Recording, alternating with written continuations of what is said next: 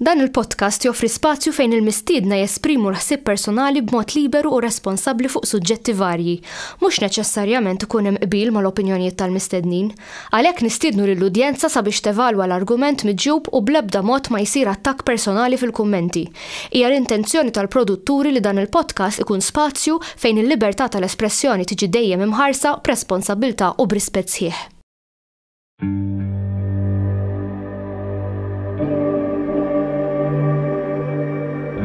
Perhaps we need some outside universal threat to make us recognize this common bound.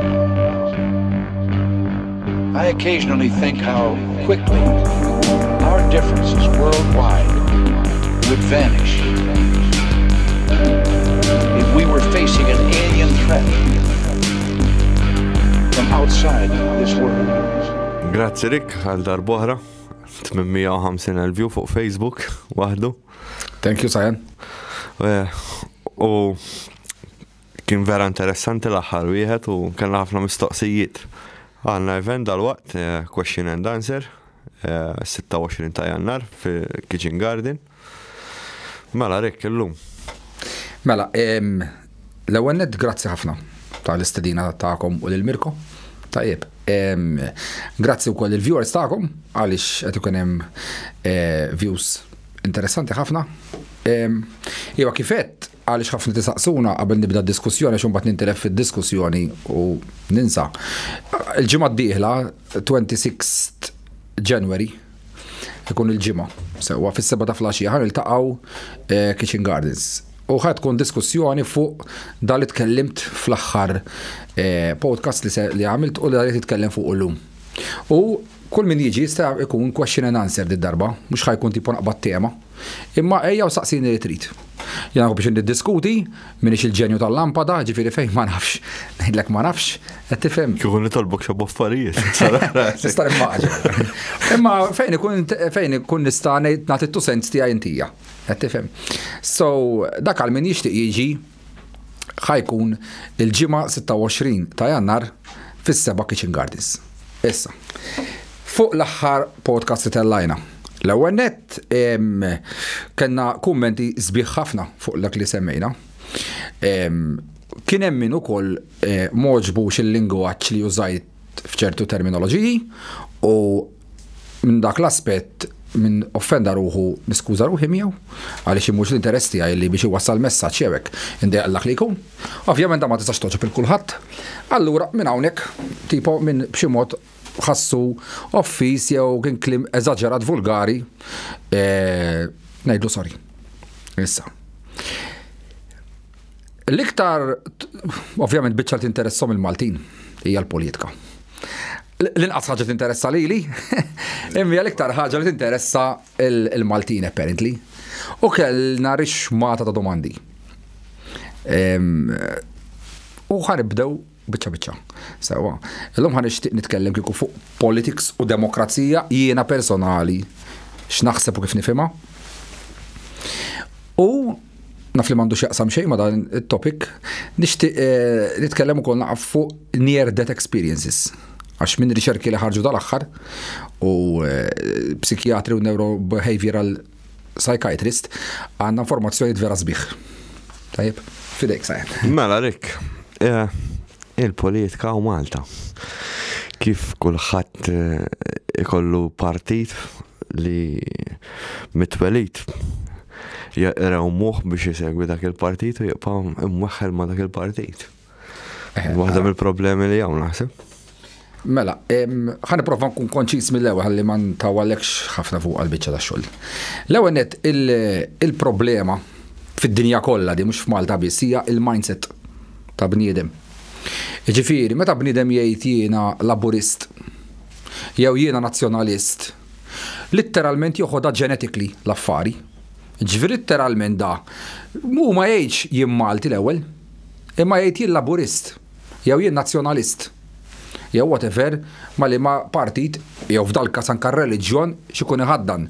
Jekk eżempju bnedem ikollu reliġjon, ma jgħidx jiena għandi fidi falla, le ta' jiena kattolku, jiena whatever x'reliġjoni kollu, jiena buddist, jiena hinduist. Dak huwa l-iżball li jagħmel il-bniedem in my opinion l-ewwel ħaġa. Ġifieri, kif żatt inti il-label jgħidlek innifsek taħt standard kif kont qed nitkellem l-aħħar darba, inti tiġa tlaqt fuq siq ħażina. Għalfejn? Għaliex hawn Malta aħna qegħdin 400,000 Maltin, mhux ħanodlok il-barranin għax il-barranin jarawha huma. Imma jekk inti għandek 400,000 Malti, inti il-ġenetika tiegħek hija ta' human being, mhijiex ta' laburist jew ta' nazzjonalista fejna fiena.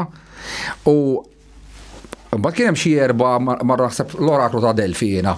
U bdew sejrin jekk taqtali demmi, għax demmi aħmar, għax tieħor demmi blu, u bdiet ħirġa dit-tip ta' partiġaniżmu injoranta. Issa, id-demokrazija jiena kif inhi ma naqbilx magħha assolutament xejn. U ħanejdlek għalfej. 2300 sena ilu kien eżista bniedem Sokrates. Kulħadd jaf bl-erf ta' Sokrates. U Sokrates ma kienx jaqbel laqqas mad-demokrazija kif inhi. Għalfejn? Għaliex u kien qallhom mara. Għallhom il-poplu id-demokrazija qegħdin tagħmluha hekk intom min inaċċel. Joħroġ dulċir, wieħed li jagħmel il-pasti. U jgħidilhom mara, jiena ħanamlilkom pastizzi ta' tarkotta, ħanamlilkom l-snowballs, ħanamlilkom il-roly poly, ħanamlilkom il-coffee gatto. U fuq in-naħa l-oħra li joħroġ lider tabib. U t-tabib jgħidilhom mara, intom tridu tqumu kull filgħodu fis-6:30 ta' filgħodu tagħmlu sija mixi. Tridu xorbu ilma, tridu tieħdu l-ħaxix, tridu l-ikel talluħ, żjutu dawn l-affarijiet tieħdu xejn. Ħelu mill-inqas. In-nies ma ħajvvotaw lid-dulċir. U dik bazza xi ġib eżempju aħjar minn hekk. Għaliex ġeneralment dejjem il-poplu jitella d-dulċir. Jiġifieri dak il-lider illi ħajġivolaħ instantanjament biex niftehom, li ħajteħ gost b'dak li jixtieq jisma'. U l-politika ma taħdimx hekk. Biex tirbaħ taħdem hekk. Ġifieri demen in the street. Inti jekk tittalfu politika short-sighted ħafna. Għaliex bidem jgħidlek jiena xorts oħra minn rawhom u 15 sena oħra. Imma dak huwa l-iżball li jiġri fil-politika. Għaliex biex inti l-pajjiż ikollu pjan, inti ma jisseħx ċertu pjanijiet trid 10 snin, trid 15 sena biex jisseħħulek sewwa biex vera tagħmel change fil-pajjiż. Tħaddidna fil-privat dwar dan. Sorry? Tħaddidna fil-privat dwar dan. Eżattament. So, il-problema hija li id-demokrazija ħadd eleġġi dejjem nies li ħajaġevolaw mill-ewwel ix-short-sighted visions. Sfortunatament. Issa, il-problema tad-demokrazija hija kif jitla l-lider. Għalfejn? Għaliex Prim Ministru jitla skont il-partit li jkun ġab il-voti. Ġifieri jekk int għandek elezzjoni hawn Malta aħna nazzjonalisti u l-Labor sewwa, min jirbaħ minnhom jagħmlu lider lilu. Issa hemmhekk hija trabokk l-affari għalfejn. Għaliex ħanibdew nkunu naqa' onesti kif jaħdmu l-affarijiet. Meta toqrob l-elezzjoni xtara inti kjuż ta' nies għall-uffiċini tal-Ministru. Daw ma jmorrux hemmhekk biex jgħidulu proset u awguri, imma jmorru hemm biex jituħ lista ta' huma xiridu x'inhu ħajkun Ministru. So Christmas father. Issa, mela inti kif qed taħdem is-sistema, di moment li tela Ministru, dak qiegħed hijacked. Għax l-għada ħajkollu kju ieħor jerġa' mbagħad li jitla'. Isma' inti taf li vvotajtlek hu, issa jien rritek minn għandek ħaqdu sejrin hekk. Mela, id-distretti kif huma bi 13 il-distrett mija ħadd ġevola qatt biex ikun hawn imħuħ tajba jmexxu l-pajjiż għalfejn ngħidlek hekk. L-ewwel nett, is-social media tagħmel ħsara kbira my opinion ħafna. Għalfejn? Għaliex illum il-ġurnata kif żatt bniedem jipprova jipponta juri x-xewqa tiegħu biex joħroġ għall-politika. X'jagħmlu żewġ partiti li xulxin jagħmlu character assassination jgħidula. Ġifieri jidħlu fl-arkivji tiegħek, isibu il-personal life tiegħek u jesponulek kollox pubblikament. U jumiljawk u jġibuk name and shame. Issa, in my opinion biex kienaw politika ħelti vera, l-ewwel ma jridu jibdew il-medja u għandhom responsabilità kbira l-medja fuq daw il-gaffajt il-gazzetti eċetera, li jridu jaslu salajn sa fejn għandha toħroġ aħbar. Ġifieri, jiena il-Prim Ministru tiegħi ma jinteressanix jekk qed jiċċettja ma' mar oħra. Jew jekk il-mara tiegħu qegħdix tiċċettja ma' raġel fil-private life tagħha, dak huma problemi familjari bħalma jkollu kulħadd. Jien ma jinteressanix jekk il-Prim Ministru l-kap tal-Oppożizzjoni qabżitlu xi tifla jew it-tifel u kien iddarda u għallu xi kelmiet li jgħid kulħadd wara kollox lit-tifel jew it-tifla. So, daw l-affarijiet meta joħorġuhom fil-medja hija krudelta huwa evilness u hija diżumanità. Għaliex jiena li interessani suppost bħala votant, mhux il-private life tal-kap tal-oppożizzjoni jew tal-leader, imma kif qed imexxi l-pajjiż. Għalfejn, għaliex l-iskop tad-demokrazija x'inhu? Illi n-nies, il-poplu, l-komuni, aħna neleġġu nies illi narawhom li huma suitable għal dik il-pożizzjoni biex imexxu l-pajjiż fi simna. Hekk suppost il-mod sempliċi tkun id-demokrazija. Imma, x'inhi tagħmel il-medja dal-aħħar qisu 30 sena, 40 sena? Bdew jaqbdu il-każijiet personali ta' bniedem. Ifittxulu fl-armarju x'għamel 10 snin ilu, 15 sena ilu, 20 sena ilu. Issa jiena meċ ngħid biex inkun nikkoreġi naqad dil-ħaġa. Illi bniedem 15 sena ilu nqabad b'merder u ma tgħidhomx dawn l-affarijiet. Imma niżlu fir-redikolaġni. Illi jekk missier waqt argument għajar lit-tifla jew lit-tifel tesponjulu fil-medja li mhijiex fer. Jekk pereżempju politikant għandu effer ma' mara jew mara politikant għandu effer ma' raġel, iġġittu miljawhom hekk għadha mhux human beings jibqgħu bħal kulħadd. Qed tifhimni. Dik hija l-ewwel problema li jinħoloq għalfejn. Għaliex min ikun moħħu floku però jkun tajjeb biex jieħu ministeru, għax ikun eżempju kollu moħħ tajjeb fl-ekonomija, jew kollu moħħ tajjeb fl-ambjent, jew kollu moħħ tajjeb fis-saħħa, jaqta' qalbu għaliex jgħidlek il-ħanin issa jfittxu li jsibu 5 snin ilu kelli dik il-problema u jumiljawni mommi u missieri, jumiljawni mal-mara u t-tfal, u jibda step back. Allura qed jispiċċaw joħorġu kandidati. Sewwa, illi daw qed jiġaqgħu u mhux ħajaqlawlhom ħama tal-passat tagħhom. Issa jekk bniedem għasal għalija waħdek, jekk bniedem m'għandux mistħija mill-mara u l-liedu, x'ħaj jikxfulu? Ħajkollu mistħija minnek meta ħajkun qed imexxi? Qed tifhimni x'in ngħidlek. Għal x'inhu jiġri? Peress li l-medja spiċċat bla ċensura ta' xejn u meċ jagħmlu etika jgħidula, għax inti tkollok l-etika f'kollox. Issa peress li m'hemmx etika ta' xejn għax obsessed bil-character assassination ta' xuxin. Wasalna f'punt li minnu miskin ta' bniedem għamel kazzata 5 snin ilu. X'fija b'daqshekk għalfejn għandek issa miskin da tajjeb biex jieħu ministeru ma qed jibża joħroġ għaliex qed jistħiju li taf joħorġulu dak l-iskandlu. Skandlu meċ ngħidu ġifieri da ma jisraq il-bank ta' għax dawk huma affarijiet oħra. Aħna din ngħidlu da f'problemi li tgħaddi minnhom kull familja. Qed tifhimni. Issa, dik hija l-ewwel issue kbira li meċ joħorġu kandidati sewwa in my opinion, biex jaħdmu fil-politika. Għaliex in-name and shame fil-medja sar xi ħaġa disgustanti. Dan narawh ukoll sempliċiment bniedem ikun akkużat. Għadu akkużat fuq xi ħaġa, kif iġġib l-artiklu l-gazzetta, issalbu bniedem miskin. Suħati, kulħadd jaqlal u hekk. So, in my opinion, waħda mill-ar disgrazzi li għandna fil-pajjiż tagħna u madwar id-dinja kollha hija li l-medja tilfet l-etika. Il-inti ma tistax bni ma xadu akkużat. Da mux nqabad red-handed ta' marru għant il-polizja għallom ismeq tilt il-mara. Jew il-mara marra għant il-polizja għallom jena għaddik tilt il-raġel. Dak storja oħra. Ġa għandek il-provi. Da għandek bni ma du akkużat. Xieġifiri ġibu wicċu minnu għalfej daw l-affarijiet għal clickbaits da kollu. So dik l-ewwel problema fil-politika. U l-ironija taf x'inhi? Li tnej korrotti u tnej jajru xulxin. Appunto x'inhu jiġri? L-unika nies li qegħdin they step forward for politics huma nies illi m'għandhomx sens ta' mistħija. Qed tifhimni x'in ngħidlek, għaliex inti tkun moħħok floku.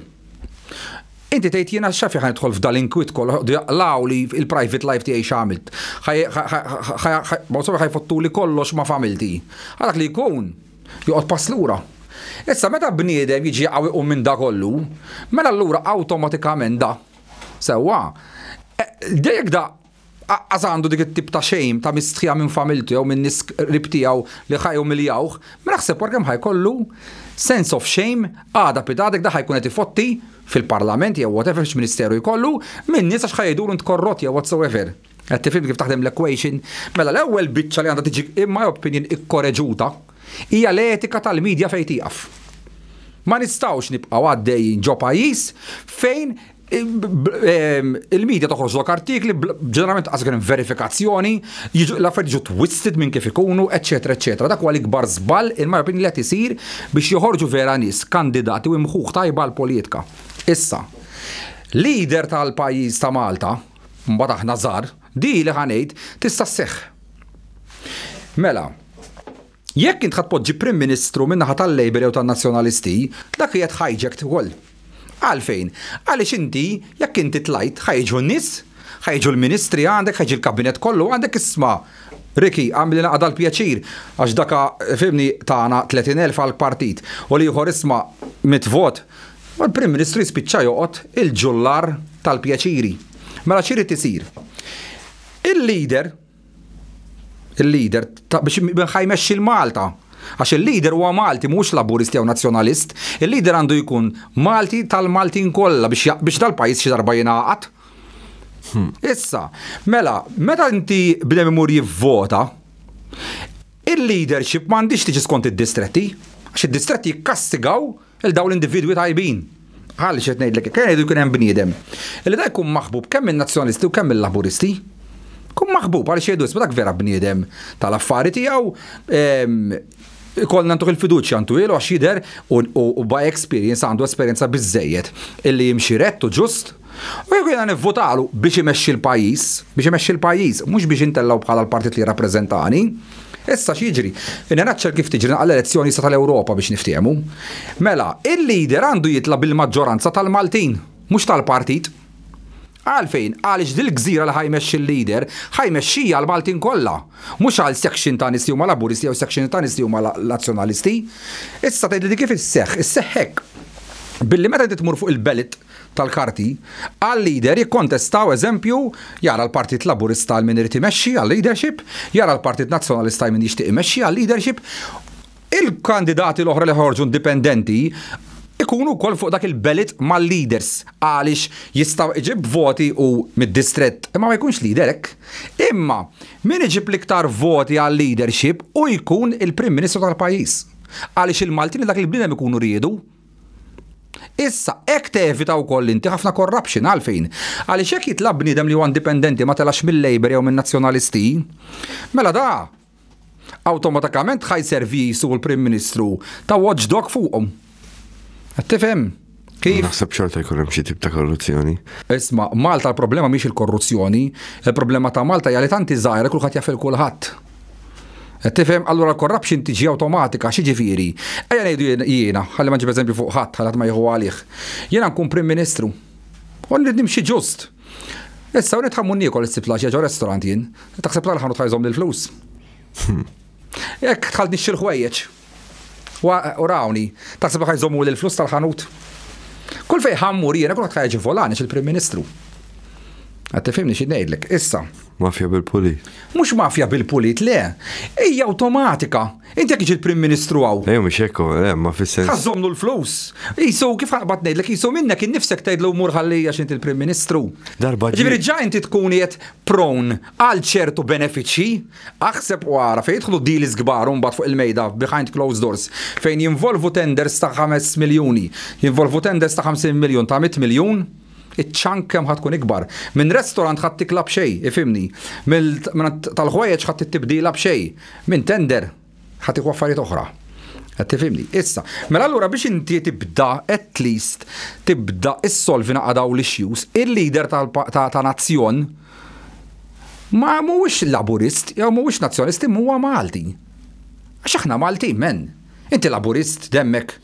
Inti demmek Nazzjonalist, mhux dem bħal tiegħi għandek bħal kulħadd, di x'injoranza hi.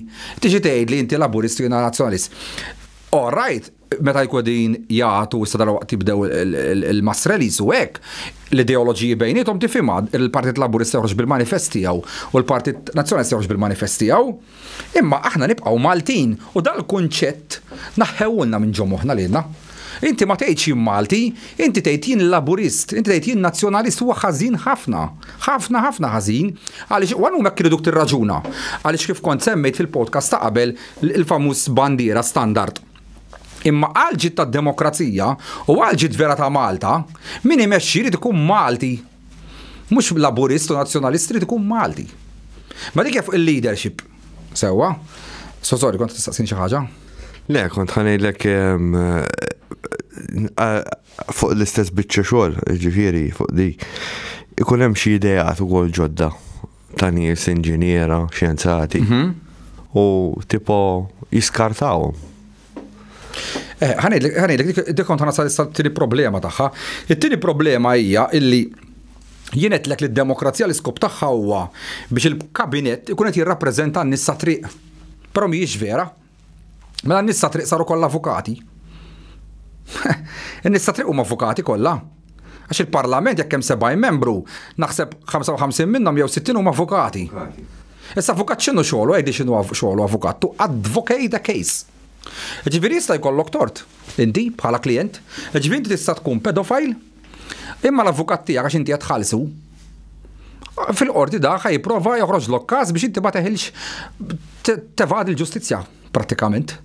Jekk jiena kriminal u qtilt, jew jiena kriminal għax inbiħ ħafna drogi jew whatever, u nbatt. Tu startu il-flus jiena ħallas l-avukat bijom jew l-avukata bijom ġej minn sors ħażin. Mhux ġej naħseb jiena tibathom lill-bank fl-aħħar tax-xahar. Tifhem? Mela, issa jekk jiena naf illi bniedem dak huwa kolpevoli u ħati. U jiena xogħli tgħid li mhux xogħolok iju borajt huwa xogħolok għamlu, imma tirrappreżentax il-poplu. Fisem il-ġustizzja? Qed tifhimni xi ngħidlek, issa l-problema tal-Kabinet Malti x'inhija? Illi mimli b'dan nies. Inti ħafna minn nies fit-triq x'inhuma? Common people. Common people ġifidaw umu fil-ħodu, imorru għax-xogħol, imorru d-dar, jagħmlu għala bżonnijiet tagħhom u joqgħdu l-għadat mismallum. Kif jista' jkun bniedem li huwa businessman kbir jew avukat, għax ħafna huma avukati, u daw lussu jgħixu ġol lussu jistgħu jifhmu l-faqar ta' familja. Bil-kliem meta tarahom jagħtu fuq il-television u hekk jikkonvinċuk għax-xogħol huwa avukat. To state the argument. Imma mhix vera u meċ iħossu l-faqar. Għax hu mhijiex fil-faqar. Bniedem meta jikkonvinċi vera bniedem. Meta hu jkun qed jgħix dik l-esperjenza. Meta aħna fl-istrina itellaw dawk il-filmati biex tagħti inti għalfejn in-nies jagħtu ħafna parti l-ego u l-flashes. Imma għaliex in-nies li jġibu jitkellmu huma n-nies li għaddejjin minn dawk id-diffikultajiet u s-sitwazzjonijiet.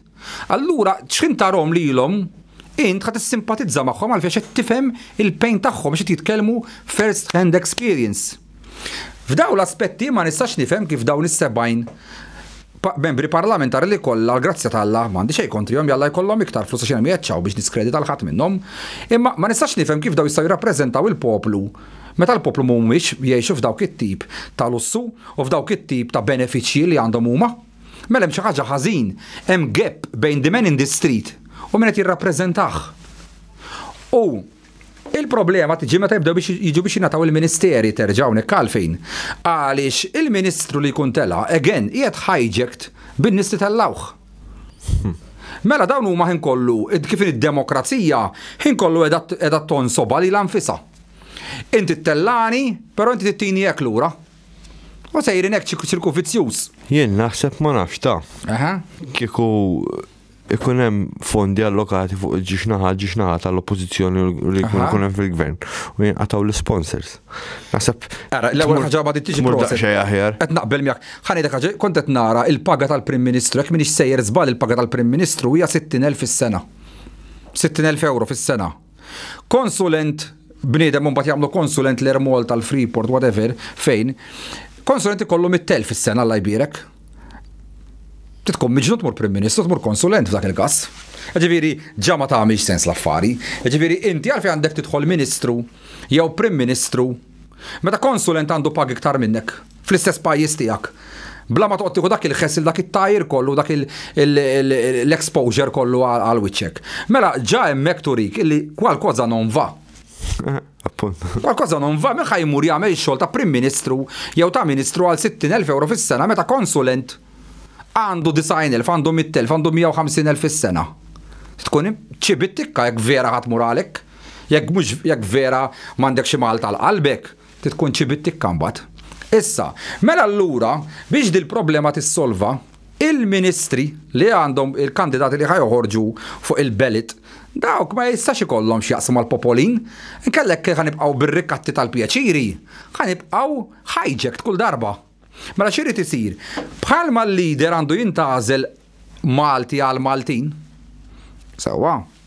Għaliex aħna Maltin, aħna maħniex laburisti jew nazzjonalisti, aħna Maltin. Mela min imexxi irid ikun Malti. Il-Ministeri li ħajjieħdu l-Ministeri li l-paga tagħhom għandha titla ħalli tevita daw it-tip ta' corruptions għax 60,000 euro x'ħad toqgħod tagħmel. Daw ħafna minnhom huma avukati. Nerġa' ngħidlek avukati għal iktar minn 60,000 fis-sena nimmaġina jiena bil-kawżi li jkollu. So it doesn't make sense il-ħaġa. Mela, din tkollu paga bil-ferm iktar aħjar. Però ma jistax u jkollu x'jaqsam mal-elettorat. Ġifieri, il-partiti rispettivi tnejn li huma kemm in-nazzjonalisti u kemm il-laburisti iridu jresqu setta kandidati u setta kandidati li jekk jirbħu dak ikun il-Ministru ta' hekk, dak ikun il-Ministru hekk, dak il-Ministru ta' hekk. Ħalli inti l-Ministru ma tistax tmur fiċċu personali u toqgħod tirrikatta bil-pjaċiri, imma hekk tiġi kif suppost id-demokrazija għalfejn. Għaliex meta ħajtelaw u jibdew imexxu l-pajjiż, jekk il-pajjiż sejjer ħażin, hemm ħajbilgħu kulħadd, mhux il-laburisti ħajgawdu u n-nazzjonalisti jbagħtu jew bil-kontra nazzjonalisti jgawdu u l-laburisti jbagħtu. Għalfejn. Għaliex jekk inti m'għandekx aċċess biex tagħmel biex jagħmellek il-pjaċir il-Ministru, mela awtomatikament il-pajjiż in ġenerali bil-forsi tkun għaddej tajjeb biex il-poplu kollu jgawdi, mela jekk il-poplu qed jinqaras, ma jribidluhom hemm mbagħad. Ikunu ħafna minn daw, mill-ministri ma jkunux kompetenti għal-kariga li jkunu tawhom fuq is-settur.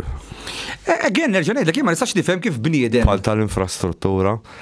Fini, ma nistax kif. Qedlek l-istorja ta' meta kont qed nikkomunika dak iż-żmien kien Ministru tad-Difiża u qas jaf x'inhu UAP, jiġifieri mhumiex kompetenti, jiena mhux ħammur norqod fuq l-imħadda u ngħid tara l-Ministru ma jafx x'inhu UAP.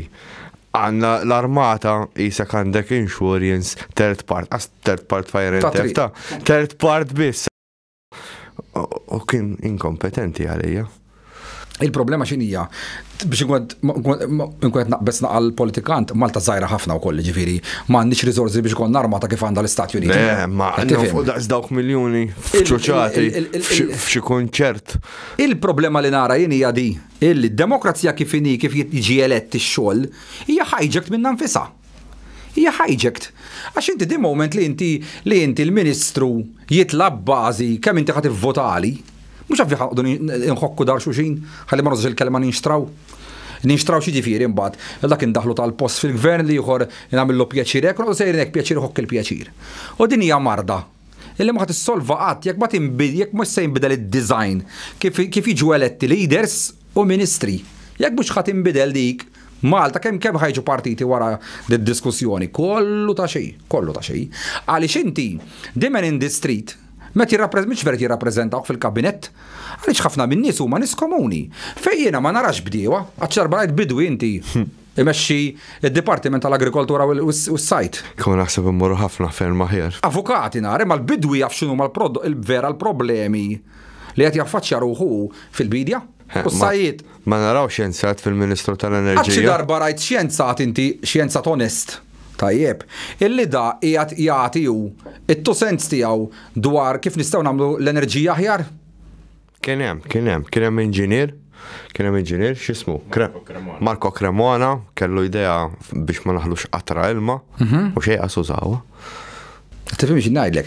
Ġifieri meta inti dment ħajbqalek inti kabinett ħajġektijat minn skiera waħda biss tas-soċjetà.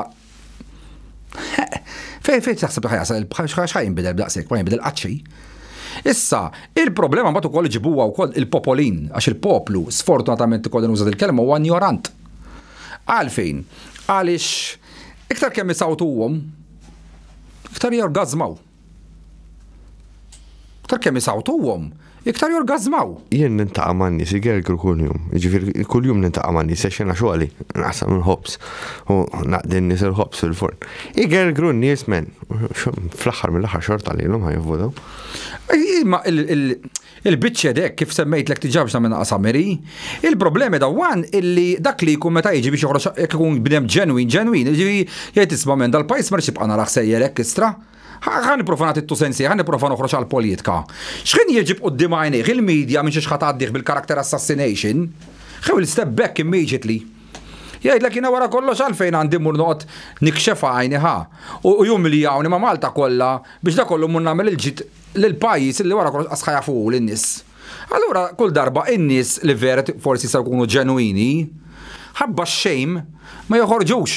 U u jispiċċaw joħorġu nies li ġiqgħu jqumu minn dix-xejn. U dak huwa ħażin biex jifhem għad il-bniedem, għaliex jekk bniedem ġiqgħu jqum illi ħajhom ma' familtu, ħabba whatever x'għandu fil-armarju tal-iskeletru tiegħek.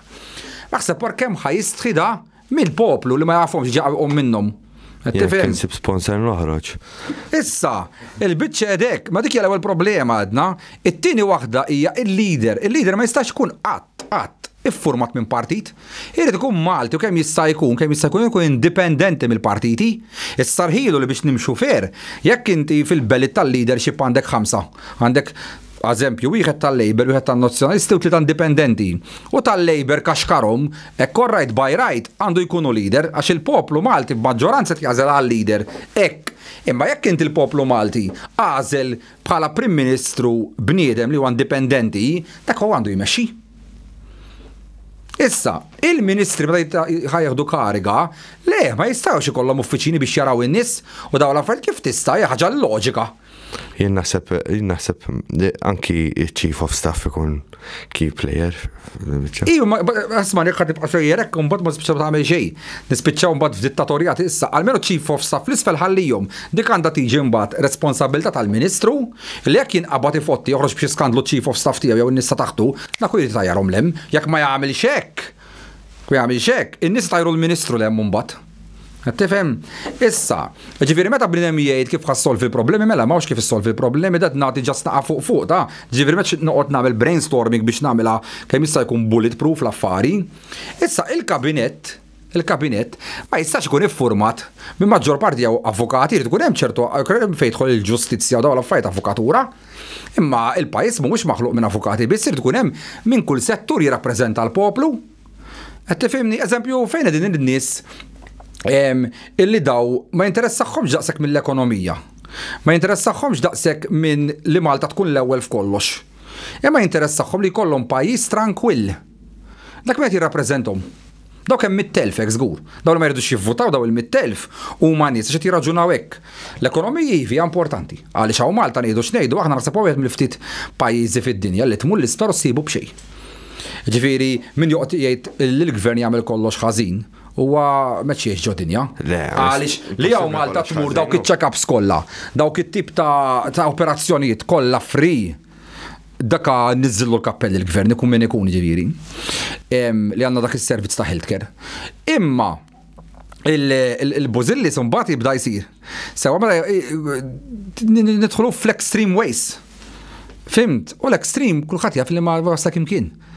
Jikollassa kollox fuq xuxin. Issa,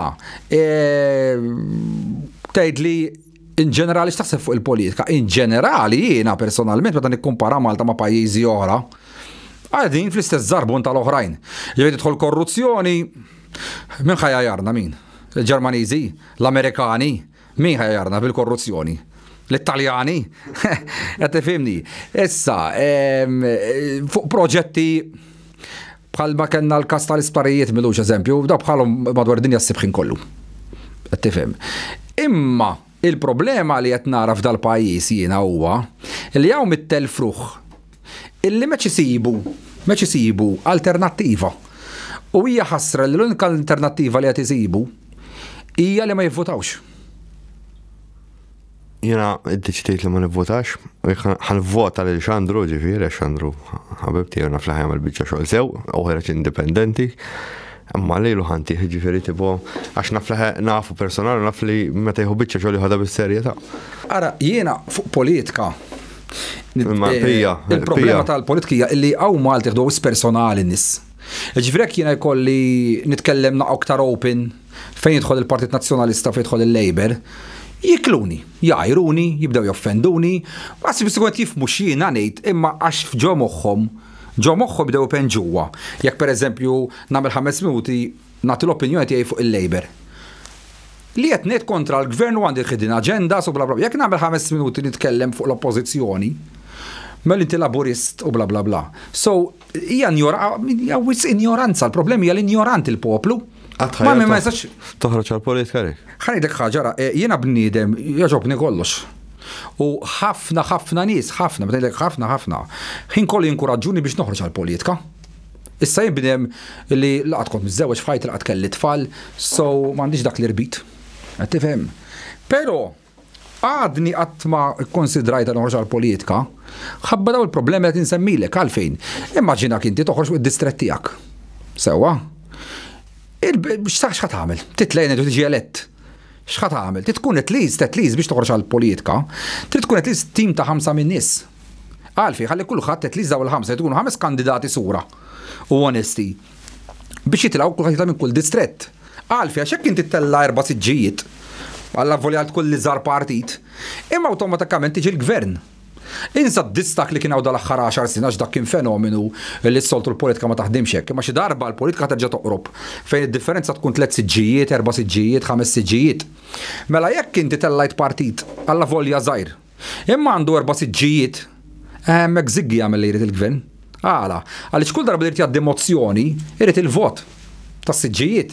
Issa jekk inti dal-partit iż-żgħir jivvotalu kontra, jew għall-gvern.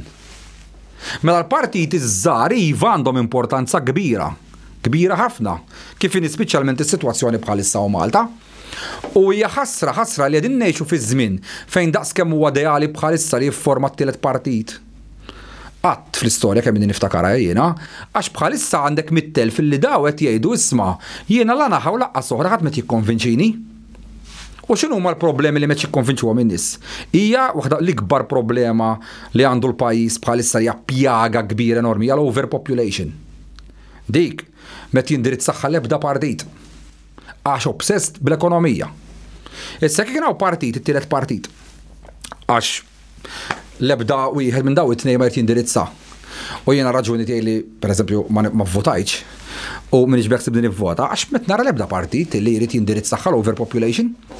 Tiffinix ħażin m'għandi xejn kontra li jiġu nies minn kulturi u minn nazzjonijiet differenti, minix razzist, xejn minn da.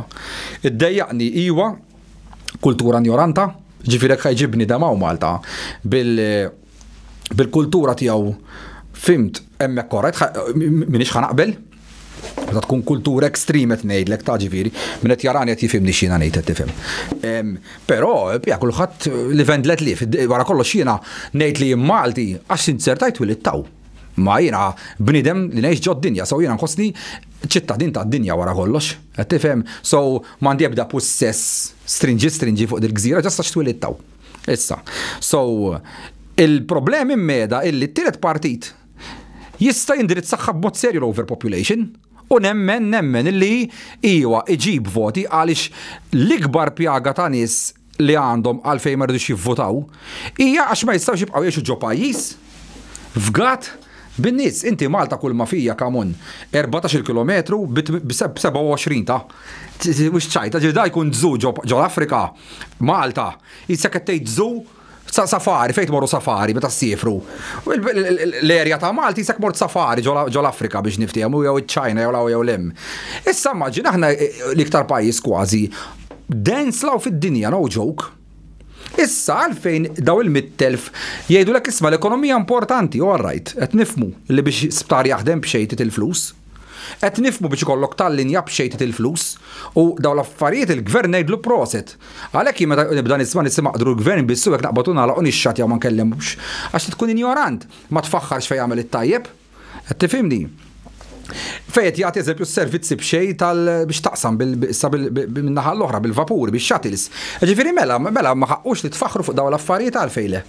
Kollox ħażin il-gvern jagħmel. Imma il-problemi qiegħda mbagħad illi l-overpopulation qed tikkawża problemi fil-bniedem li huma kbar, li huwa l-istress u l-ansjetà. Għax jekk inti qabel biex tasal 10 kont tieħu kwart 20 minuta u issa ddum sija u nofs. Dawk in-nervi tilgħin ġo fik imwaħħal ġo trafik.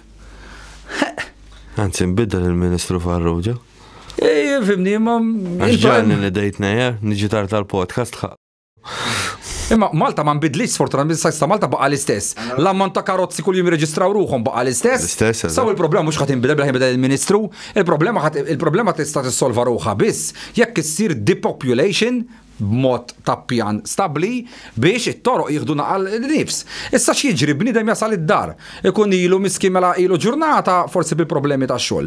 Ilu sija mifquh jidaj ġo traffic, u mbagħad jagħmellek xi kwart 20 minuta jidaj iktar undannat fejn id-dar biex jisib parking. U jrid jipparkja 5 toroq il-bot. Dawn huma il-problemi ta' nies reali illi daw m'hemm ħadd fil-kabinet min qed jippreżentahom u tor rispett. Għaliex ħafna mill qegħdin fil-kabinet għandhom il-garaġġ tagħhom personali, jibqgħu ġol Mercedes tagħhom jew whatever x'karozza jkollhom lussuża, kemm jafsu buttuna kien fetaħ il-garaġġ waħdu ħiew jidħol id-dar. Allura m'għandux dik il-problema bħal m'għandek inti u jiena u ħafna nies illi biex jipparkja karozza jrid imur kwarta il-bot mid-dar. Mhux dik biss minn ikollu kumpaniji, jkollu xufier hemm barra, sewwa. Daw jikkalkulaw li ħajtuhom jien naf 30 euro jispiċċattihom 40. Ġifieri daw tal-kumpanija ħajħorġu l-flus minn but. Expenses żejda. Alright, ora dika nafxettejt, jiena ma dikha tibgħod idaħħalilek il-businessman idaħħalilek fil-prodott, il-fi. Ma tistax, bħal ħobs ma tistax. Minn dak l-aspettiva, ma tistax tollik ta' ħadd il-nies il-problemi li qed ikollhom huma illi hawn ħafna illum il-ġurnata dawn l-affarijiet qed jiżviluppaw mental disorders kbar. Kbar ta' ġifieri ħafna minn daw ir-road rages li tara, kulħadd bla paċenzja, kulħadd taqbiżlu. Dak ġejjin propju għaliex il-pajjiż qed jasal f'bottleneck ta' stress u ta' ansjetà. U l-roots ta' di kollha ġejja mill-overpopulation. Ħaddik eżempju tifhimni inti, immaġina il-kamra. Dħalt jien biss, għandi l-ispazju tiegħi. Mbagħad ġejt int, xi pjaċiraw sajjan qed ngħidu kelma. Mbagħad daħal Mirko. Rajt Mirko badna nitkellmu. Mbagħad ġie ieħor, tafuh intom ma nafux.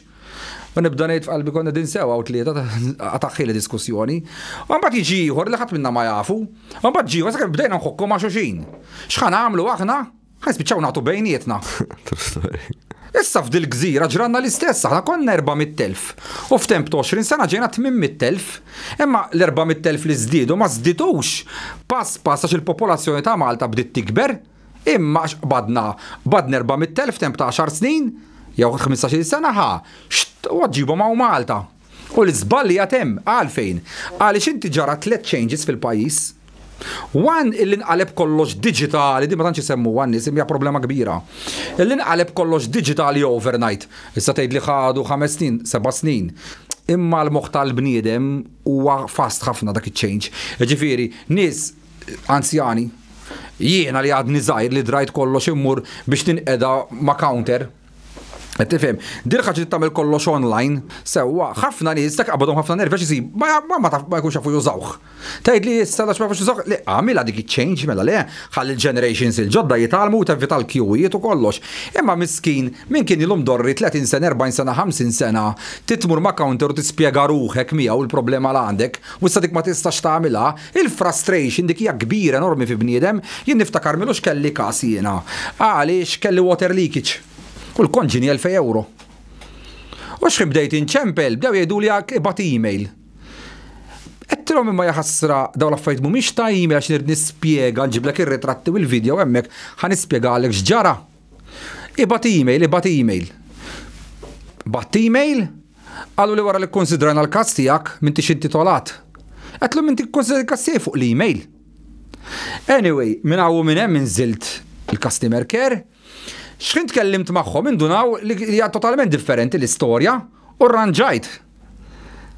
Inti id-digital era għatat il-human aspect ta' bniedem u ċertu problemi, ċertu affarijiet mhumiex ta' email, ikun hemm il-human presence, il-preżenza umana hija fattur importanti ħafna li tispiċċat fis-soċjetà tal-lum. Mur ngħid il-missieri bad email, tustja kemm ngħidlek jiġifieri iċ-change tant saret malajr li l-bdem rid jadatta li qabel kont toqgħod isek tgerger naqma dak li jkun imma tiftaħ qalbek u tissolva l-affari. Dika hija waħda milli qed waslet tal-ansjetà kbira fil-pajjiż dik. Issa, it-tieni problema kienet illi x-xogħol tal-id ta' snajja illi dak kien ħelti ħafna l-bniedem. Għaliex meta bniedem inti qed għaddej fuq biċċa xogħol qed sebet jinċana, qiegħed taħt karozza, il-moħħ qiegħed iffukat. U inti qed tagħmel l-eżerċizzju qed toroq. Meta joħroġlok lara inti flaxija x'inħata sal id-dar inti għajjejt, mela hekk ġismek għejja, moħħok għajjin u rqattisek baby. Għalhekk ix-xjuħ jgħidulek ix-xogħol wassal mura tal-ġisem? Għala, dawn ma jkunx inventawhom ta' xejn. Għaliex meta bniedem inti tgħejja fiżikli tgħejja, Inti ma jibqalekx iktar enerġija biex toqgħod mur toqgħod tinħela f'argumenti, stress u nervi, iġri tieħu xawer tiekol u ħan idħol ġo s-sodda, ħan istrieħ. Mela inti qed happy miegħek innifsek?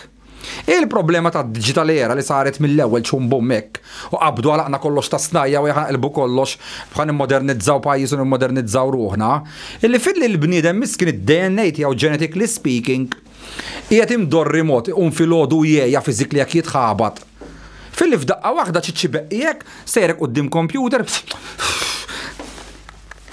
u nervi, għax dik l-enerġija li kien jaħli qabel, ma jaħlija. Nsib Maltin biex jaħdmu fil-ħobs. Ma s-six ħassib Maltin jaħdmu lek fil-ħobs qalbi u fl-ebda settur tal-ita għalfej għaliex għal xi raġuni di jisom 2000 law ġirri ta' kosta kost tiġi abolix di snajja. Tifhem, tgħid li għax qed innejxu f'dinja globali, għax l-ekonomisti biex ħajħorġu li argument, u inti ma tistax ma tinbidel xekk id-dinja kollha nbidlet. Okej, fajn, nifhimha. Għaliex hekk id-dinja inti permezz tal-internet u t-teknoloġija u l-computing u dawn l-affarijiet kollox sar online, inti ma tistax tibqa' maqtuħ għalik waħdek, so dik qed nifhimha. Imma inti tittifq, inti politikant, aħna nitkellmu fuq id-demokrazija u l-politika. Il-politikant qiegħed hemm biex jirrappreżenti imma mhux lid-dinja, il-niesu. Issa l-politikanti tagħna x'jagħmlu jridu jinogħġbu ma' barra. U aħna hawn imtlejna ansjetajiet u stress. L-edukazzjoni wkoll marret il-baħar ħanilek għajxiex jien naf 5 tfal, 5 li ma jafux x'inhu Happy Christmas. Mhux bil-paroli qed ngħidlek ta' Mirko. Tiftakar dak ir-recording li batlek. Bdejt insaqsil dak it-tifel x'inhu Happy Christmas u ma kienx jaf. Kont battula kielu naqra. Ġifri naf 5 tfal. Maltin ma jafux x'inhi fucking Happy Christmas. Hija il-problemi ħanejlek dik tibgħet inħoloq issa ħabba il-foreigners li ġejjin ħabba l-barranin. Tifhem, għaliex biex ninoġbu mal-barranin, naħissalib mill-klassi, naħjek, ħallini jidħlu l-ethics jedula.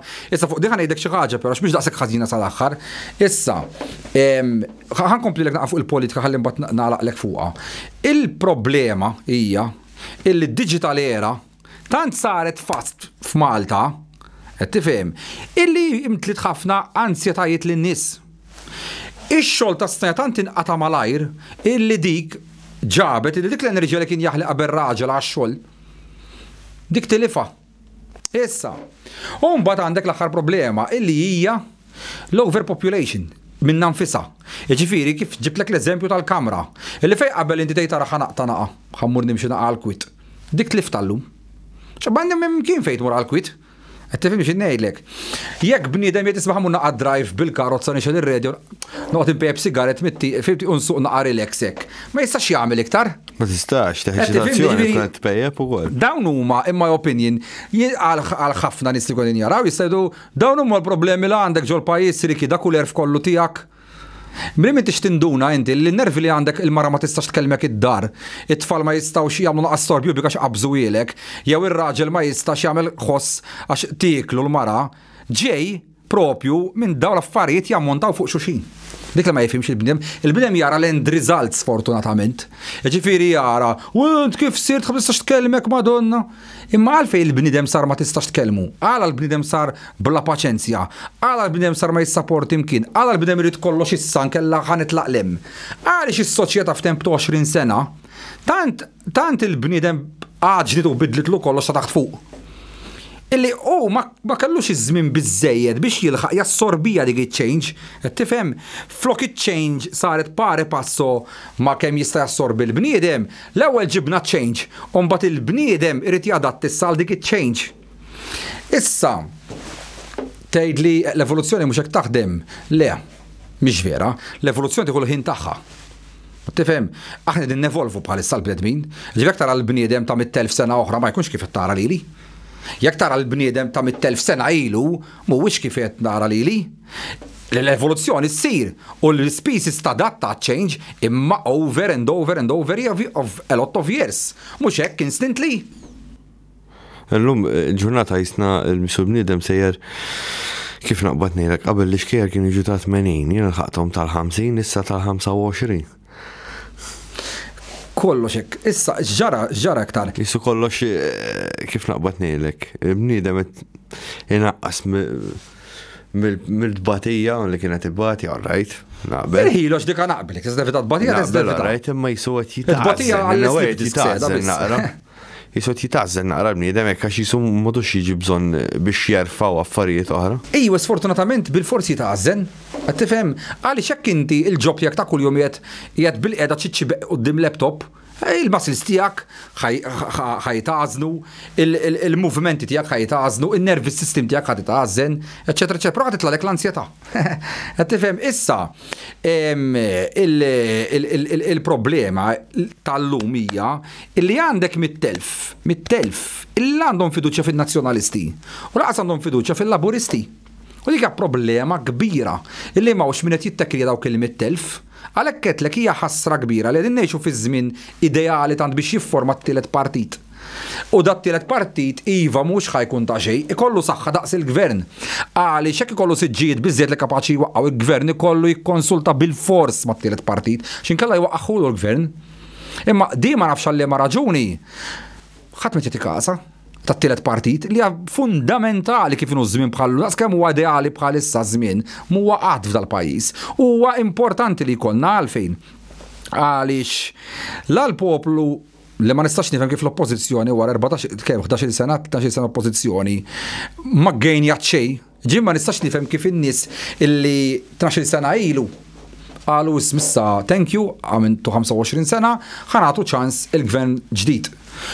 Ġeneralment wara 12 sena l-gvern bejn flops li jkun wettaq, bejn każijiet li jkunu ħarġulu bejn skandli jibda jitlef ħafna mill-popolarità tiegħu u l-oppożizzjoni bl-idejat ġodda bil-kandidati ġodda bil-new bloodlines eċċetera tibda tiggejnja biex tiġi ras imbrassa kemm imbagħad tgħaddih. Di ma ġratx. Ġieli smajtu l-każetta dun Viktor Grek? Ejja. Isma' ġieli n-notajta kien jagħmlu 25 sena fil-Gvern Nazzjonalisti u għamluhom wasti għara l-futur.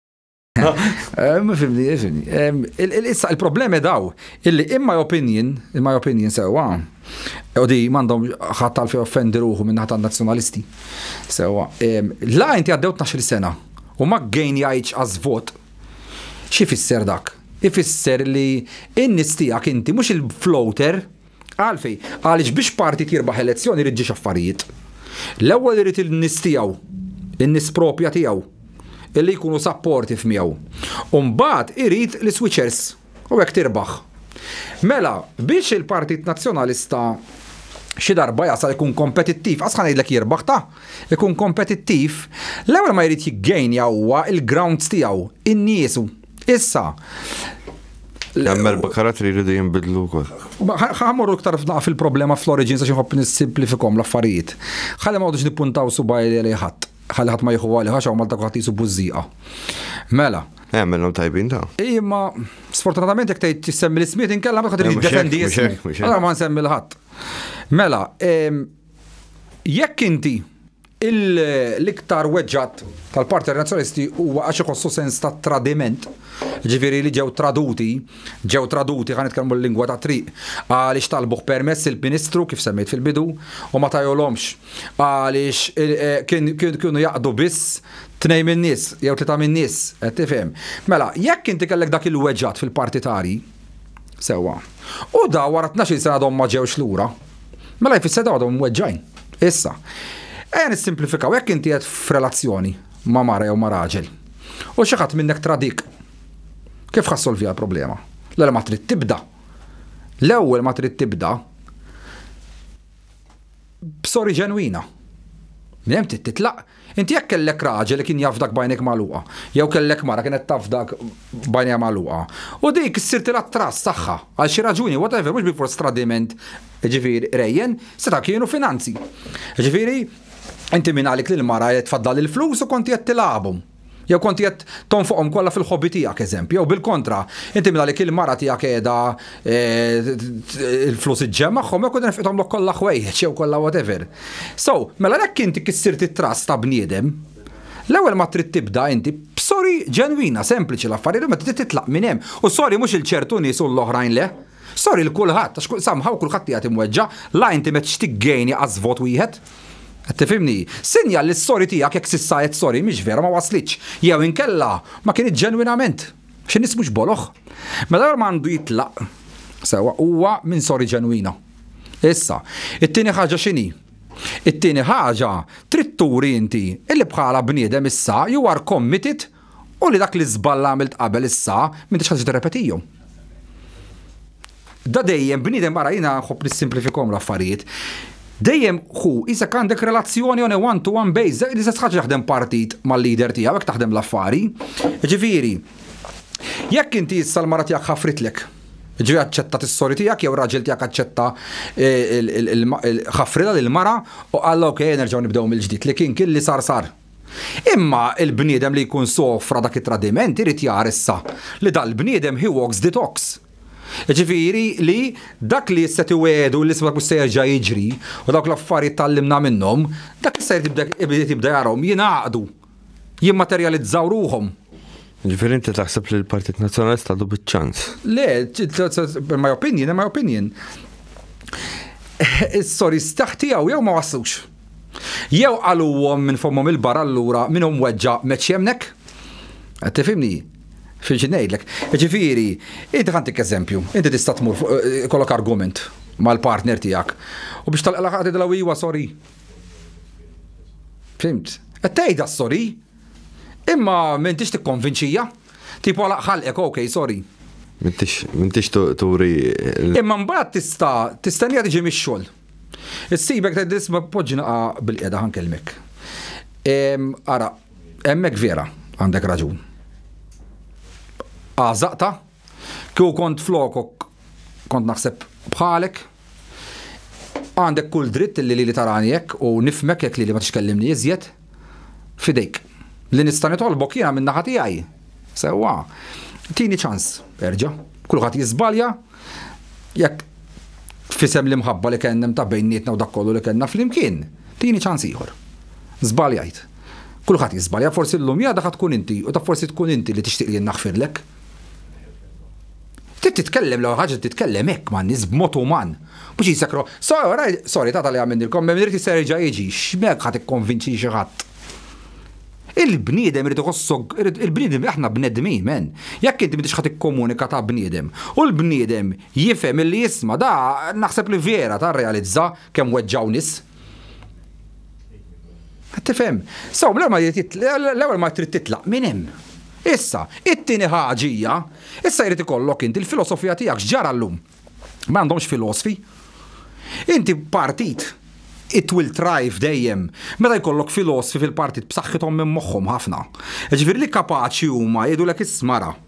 Il-massa taħdem hekk. L-iżbalji tiegħek huma daw u daw. Li inti meċ tattirhom għaliex fuq hawnhekk m'intix appealing. Fuq hawnhekk m'intix tikkonvinċi. Fuq hawnhekk sabiħ qiegħed fil-Medjuevu. Fuq hawnhekk qed tgħid ir-rabix. U tisma' mill-filosfu.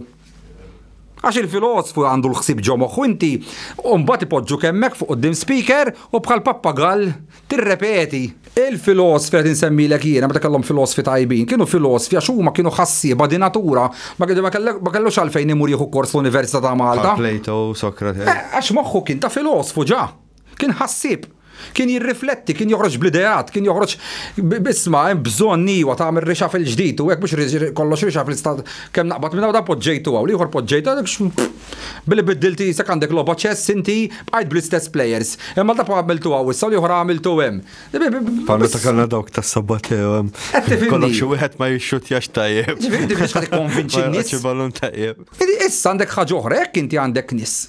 Illi jilhom hemmhekk 30 sena, 20 sena. U n-nies qalulek isma' tieħu x'għalik men. Jimporta tagħtu naqas spazju nies ġodda għax għajjejna nismawkom titkellmu. U daw għadhom hemm. Taqbel inti daw. Jekk in-nies jgħidulek le men, tittaċċetta qalulek le. Taqbel ma daw li il-politikanti żgħar li ħajkun hawn. Ħanejdlek jiena dejjem naqbel fil-bilanċ. Kollha żgħar ħajafġu. Għax meta tkun għadek żgħir, tkun impulsiv, l-ego jiġri bik, trid ir-records, għax badna moda ġdida kull Prim Ministru jiftaħar bil-records, jissu xi tragward daw l-affarijiet. Allora jiena naqbel li tkun hemm bilanċ. Trid innaqa l-old schools, għax l-old schools għandhom l-esperjenza. Tifhem? Għalek jgħidlek il-bajtar iż-żmien isajru. U għandek il-ġodda huma bl-idea ġodda li appellaw iż-żgħażagħ tal-lum. Għadu kien hemm dik il-combination, dik il-mixture biex partit ikun b'saħħtu, dejjem hekk taħdem l-affari. Fil-fatt jien għaddi niftakar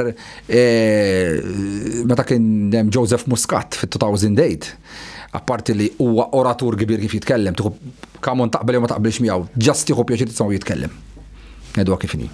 Pero l-ewwel ħaġa li kien għamel niftakar dak kien issa ma kellux għalfejn għax qatt ma kien lider ta' partiti għalkemm kien skuża ruħu ma' kulħadd. Ma' kulħadd.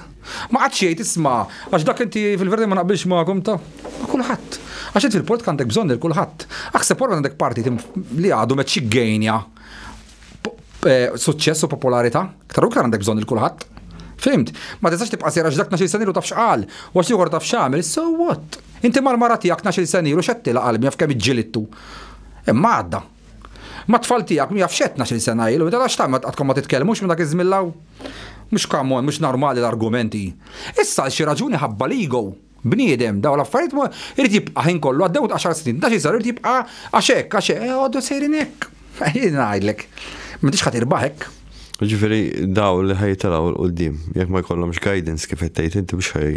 Le, parti trid ikun bil-fors irid ikollu l-filosofi tiegħu. Jekk mhux ħajkollu filosofi, qabel kollox, ħanejlek il-problema jgħidu għax tibdellu ċuħ. Dik naqbel, all right. U li titpoġġi speaker jaf jitkellem. Ovvjament naqbel magħha wkoll għax inti ħadd ikkomunika man-nies tru il-mexxej tiegħek. So dawk huma fundamentali. Imma min fuq, min imexxi kollox, dawk kunu son pupazzi biex niftehom, qed nispjega dawn l-affarijiet biex jifhem kif taħdem għall-politika. Min wara l-kwinti ikun qed jgħidlek ismolli jdejk u tolli jdejk biex niftehmu, iridu jkunu l-brains dawk, il-ħassieba propja, dawk iridu jrebħuk l-elezzjonijiet. Dawk iridu jġibu n-nies jappoġġjawk. Qed tifhimni, min qiegħed waħdu għall-kwietek u jaħseb dak qed jara l-viżjoni ġejja. Mux minn moħħu fir-ritratti ħin kollu jilbes l-ingravata biex li go tiegħu jiġi ġavolat u ħin kollu jiċċekkja l-Facebook xar kemm għandu likes u kummenti. Dakka mhux ħajġiblek rivoluzzjoni fil-parti, dak ħajkun populista moħħu biex jitella likes u da. Inti trid il-brains, sal-brains ma tġibhomx jekk ma jkollokx filosofi, insija. Tit il-filosofi bil-fors. Filosofi mhux ġifieri kif ħok li da sinti gradwajt filosofu ħabib tagħna tal-istess partit ma npoġġik il-ħassib tagħna ta' għax tasal nies illi veret jaħsbu xi trid it-triq. Għax inti mit-triq ħatitla, m'intix ħatitla minn ġol kabinet qalbi, ħatitla inti bil-voti tat-triq. Mela inti tikkonvinċi n-nies ta' triq. Issa fej jidħol in my opinion, dejjem in my humble opinion, ma jieħu għalih ħadd, fej jidħol il-Partit Nazzjonalista, n-nies ta' triq mexxi konvinċihom bl-ebda mod. Bl-ebda mod. Tinbidel il-ġenerazzjoni naħseb. Le, irid jidħlu l-filosofi u l-mexxejja u ċ-ċirku irid jisma' mill-filosfu, għax il-filosfu l-ħassib. Huma interessom fit-tragwardi biss. L-end result, kif raqbad dik il-problemi da fid-dinja li ħafna nies jinteressaħħom l-end result. Ma jarawx il-proċess, kif jgħiduha, the proof is in the pudding, jgħiduha, fimt. Inti meta tiekol xi ħaġa u t-toma tajba. It-toma tajba għalfejn, għax kien hemm kok. Għamel l-isbaħ satej. Ikejjel dil-gramma eżatti kemm ħajwaddab tqiq, kemm ħajħallatlu ilma, kemm ħajwaddablu żbib. Umbagħad ibbejk jaħra li t-temperatura tkun eżatti. Qatt jagħmlu sabiħek fil-pakkett. Umbagħad tal-ħanut ħarġu fuq l-iskaffa. Inti tmur għand tal-ħanut u tgħidlu dak irrid tara. U tieklu u n-nies taf xi jgħidu. Kemm hu tajjeb il-kejk ta' sajan? Li ma jafux in-nies dak il-kejk mhux sajan għamlu. Tifhimniex ħażin mexi dak għax tfos tagħmel. Imma kien hemm dak il-kok li ma jafu ħadd. U qatt joħroġ bir-riċetta with the right receipt, with the right package ta' marketing biex flajnejn jaqbadhomlok. Dak ikun il-ġenju għalfejn dak il-prodott sploda, mhux il-ħanut as-saċ. Ġieli noqgħod naħseb u meta taraħħa nazzjonalisti għamlu 25 sena jisa inbidlet ġenerazzjoni sakemm biex tala l-Labor. U jisniet nara naħseb li ħajġri l-istess. Niftakar jien kont għadni żgħir. Meta kien hemm Alfred jien kont inħobbu l-Alfred. U meta kien hemm il-biċċa l-ixxu tal-Ewropa, jien kont ivvutajt biex ma nidħlux fl-Ewropa. Għax hawn Malta kienu ġabuha jekk tivvota iva trid tivvota l-PN, jekk tivvota li trid tivvota l-Labor. U jiena jgħidu xejdu kulħadd fuq jgħod jaħsibni bniem nazzjonalisti jew laburist, jiena floater. X'ina Malti. Mhux nazzjonalist, m'iniex laburist, jien Malti. Issa kienet bla sens dik jekk. Ġovja li bla sens. Issa nkellmek fuq ir-referendums. Issa, minn mal-Fred Sant għal-kemm kien tilef għamilna li b'xi 13,000 b'xaġek. Imma elezzjoni wara elezzjoni għal-kemm baqa' jitlef, imma l-geb kien inaqsu. Sakemm fi 2008 kien ġabu 1500 biss id-differenza. At least kien hemm naqa ta' crescendo minn naħa tal-oppożizzjoni, fimx ngħidlek. Il-problema tal-PN li mit-2013 law mhux tal-li kien hemm crescendo, anzi kien downfall kompla jikber. U l-problema li għaw bħalissa m'għandhomx għalfejn jifirħu għaliex is-survey se din juru distak ta' 25,000. Dak id-distak mhux ġej għax il-PN qed jagħmel gwadan għax hemm ħafna laburisti qed jgħidu mhux ħajivvotaw dik biss. Sissa s-survey mrid jinterpretaħ tajjeb, dik kull met jiġri mhux għax il-PN qed jiggejnja. Xogħol PN qed jiggejnja u naqsu l-laburisti kieku ġew ikul l-affari. Inti biex telep 40,000 vot, kull ma trid tirbaħ 20,000 u tiġi dro. Qed tifhem? Ġifieri la da baqa' 25,000 minn fuq. U naf fiċ-ċert illi ħafna laburisti issa hija normali ġifieri ta' wara 12 sena jibdew igergru kontra l-gvern eċetera u jgħidlek lesta mhux ħanivvotalu. Dak il-gain li qed jagħmlu ġej minn dik is-sajd. Issa bdew jisjaddas rasu bħal Ostri ġorramil u tikdbu elenku sħiħ tajruni. Imma jiena bniedem ħassib. U daw l-affarijiet by the way, dimen in the street jafhom ukoll ġifieri, da ġemet ngħid xejn illi trid tkun riki biex tgħidhom. Dak kull min għandu naqa' common sense, daw l-affarijiet jista' jasal għalihom waħdu. Qed tifhem? Issa, dak fuq il-PN. Għanejdek xi fuq il-Labor, tajjeb kif nifhimha jiena. L-ewwel nett nerġa' ngħidlek il-Labor għamel ħafna tajjeb daw 12 sena. Jien personali għalkemm ħafna jisaħsbu nazzjonalist liri. Imma ma nafx kif ħanfehma dil ħaġa fuqi li jiena bniedem outspoken jien nitkellem li hu. Fimt, imma jiena m'iniex nazzjonalist laqsina bna laburist, jekk eżempju l-nazzjonalisti jagħmlu programm elettorali u jibdew ikunu kredibbli, jiena nixtieq nivvota nazzjonalisti m'għandix problema. Qed tifhem. Jekk min-naħa l-oħra l-Labor jagħmel programm ta' depopulation, inkun fuq qudiemi fuq Facebook li nikteb li ħanivvota Labor, m'għandix problema laqqas. Ġed nagħmilha ċara di. Tajjeb. Sissa nagħmilha ċara wkoll ma ħanivvota l ħadd għax ħadd met jagħmel depopulation, ma interessanix nivvota. Issa, il-Labor għamel ħafna tajjeb bħal xi it-toroq. Jien niftakar it-toroq aħna konni niżaħ ħakkika tal-ġobwen. Hekk it-toroq biex issuq. Fimt. Għamel pereżempju servizzi tas-saħħa kemm kompla jiftaħ emerġenza kbira raħal ġdid. Qed tissemmi raħal ġdid. Ħalla ddejt mill-pjazza ta' raħal ġdid. Mill-pjazza, kont ħansemmija. Xelli d-dashboard kollu ta' karozza. Dik kont ħansemmija sa fin-naħa l-ħażina, fimt? Ħansemmu tajjeb l-ewwel. Għaliex hawn Malta sfortunatament kulħadd jikkritika u jsemmi l-ħażin biss. Eżempju, ħaġa li għamel il-Labor ġab ħafna drittijiet, issa tgħid li forsi ġabhom biex jiggejja l-voti bħal tal-LGBTQ, dawn l-affarijiet imma daħħalhom. Kien hemm ħafna sofferenza msieka li bniedem għax dak kollu jinserta gej. Ma jistax ikollu drittijiet daqs ħadd ieħor. So dawn l-affarijiet in-nies ma jridux jinsewhom kemm għamel ġid minn dawn l-affarijiet. Jiena votajt il-Labor biex illegalizza l-ħaxixa. Eżempju ma naqbilx imbagħad fuq dik. Ħankellmek se inti eżempju inti votajt il-Labor biex illegalizza l-ħaxixa. Jien eżempju ħaġa li ma naqbilx magħha kienet tal-ħaxixa eżempju, għaliex jiena jgħid kulħadd. Nies li jpejpu l-ħaxixa b'mod regolari ma żminija jagħmellek ħsara l-moħħ. Is-sinti forsi di ma tifhimix, jalla qatt ma tifhimha xi fisser tifhimha. Kwet esperjenza ħħal ħaġa, imma jiena personali. Fhem ġieli nitfar remote fil-friċċ jew hekk. Mela x'as noħra tgħid li naħseb li aħjar ma daħlux. Le ma jdispjaċini xejn jiena happy. Niċċajt dik opinjoni tiegħek, nitopinjoni tiegħek. Bħalma għandi tiegħi, ġifieri da min jgħid li isma' jiena xtaqt tal-ħaxixa, jiena personali kieku ma kontx nillegalizzaha, jiena bħala Riki. Issa, però l-iktar li kont rajt assurda u hemmhekk kont ħlifta li ma nivvotax iktar xi l-aħħar li vvotajt kien fi-2013, meta konna wasalna r-referendum tal-kaċċaw li nsib fir-rebbija tiftakruh. Hemmhekk jiena pretendejt li f'soċjetà ċivili inti jrid ikollok id-dibattitu jrid ikun immexxi min-naħa tal-kaċċaturi u n-nassaba li għandhom id-delizzju u min-naħa ta' daw li huma qed jgħidu li le m'għandux ikompla l-insipu l-kaċċa fil-rebbija. Di moment li daħlu kemm il-Labor u kemm il-nazzjonalisti fija l-ħaġa jien personali brajtum. Għaliex l-argument iridu jiddefenduh u jiġġilduh min qed iħaddan id-delizzju li f'dal każ kienu l-kaċċaturi u n-nassaba. U l-ambjentalisti qed jgħidu le u tieqaf hemm. Mela tiġi inti leader ta' partit ġużaw ċettaqas jafu x'inhu jiġri fir-referendum, jekk il-leader ħajdilhom iva dejja ħanivvoti iva se jagħmlu daw. Inti taħseb li n-nies joqdu jaraw minnu laburist x'qed jgħid in-nett, jew minnu nazzjonalist qed jara x'qed jgħid il-wan, le, imma x'qed jgħidilhom il-leader tagħhom. Mela di moment li daw kien daħlu f'dik il-ħaġa qalu isma' ħanivvoti iva favurek, hemmhekk ir-referendum daqshekk ma ġinulla għalija. Għax inti id-għejn jgħid koċ voti li hum meluf ta' voti, minn għand nies illi qasbis jindaħlu fis-suġġett għax jafu x'inhu jiġri.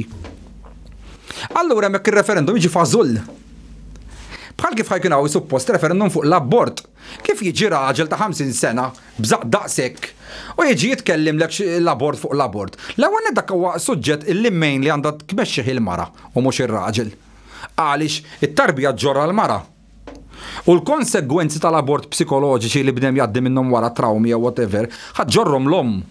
Mela on the front line għandhom ikunu min u favur l-abort u minnu kontra, mejn li jridu jkunu n-nisa. U l-gvern jekk kienu wise u għaqli u l-oppożizzjoni, dawk l-affarijiet huma ma jidħlux fihom.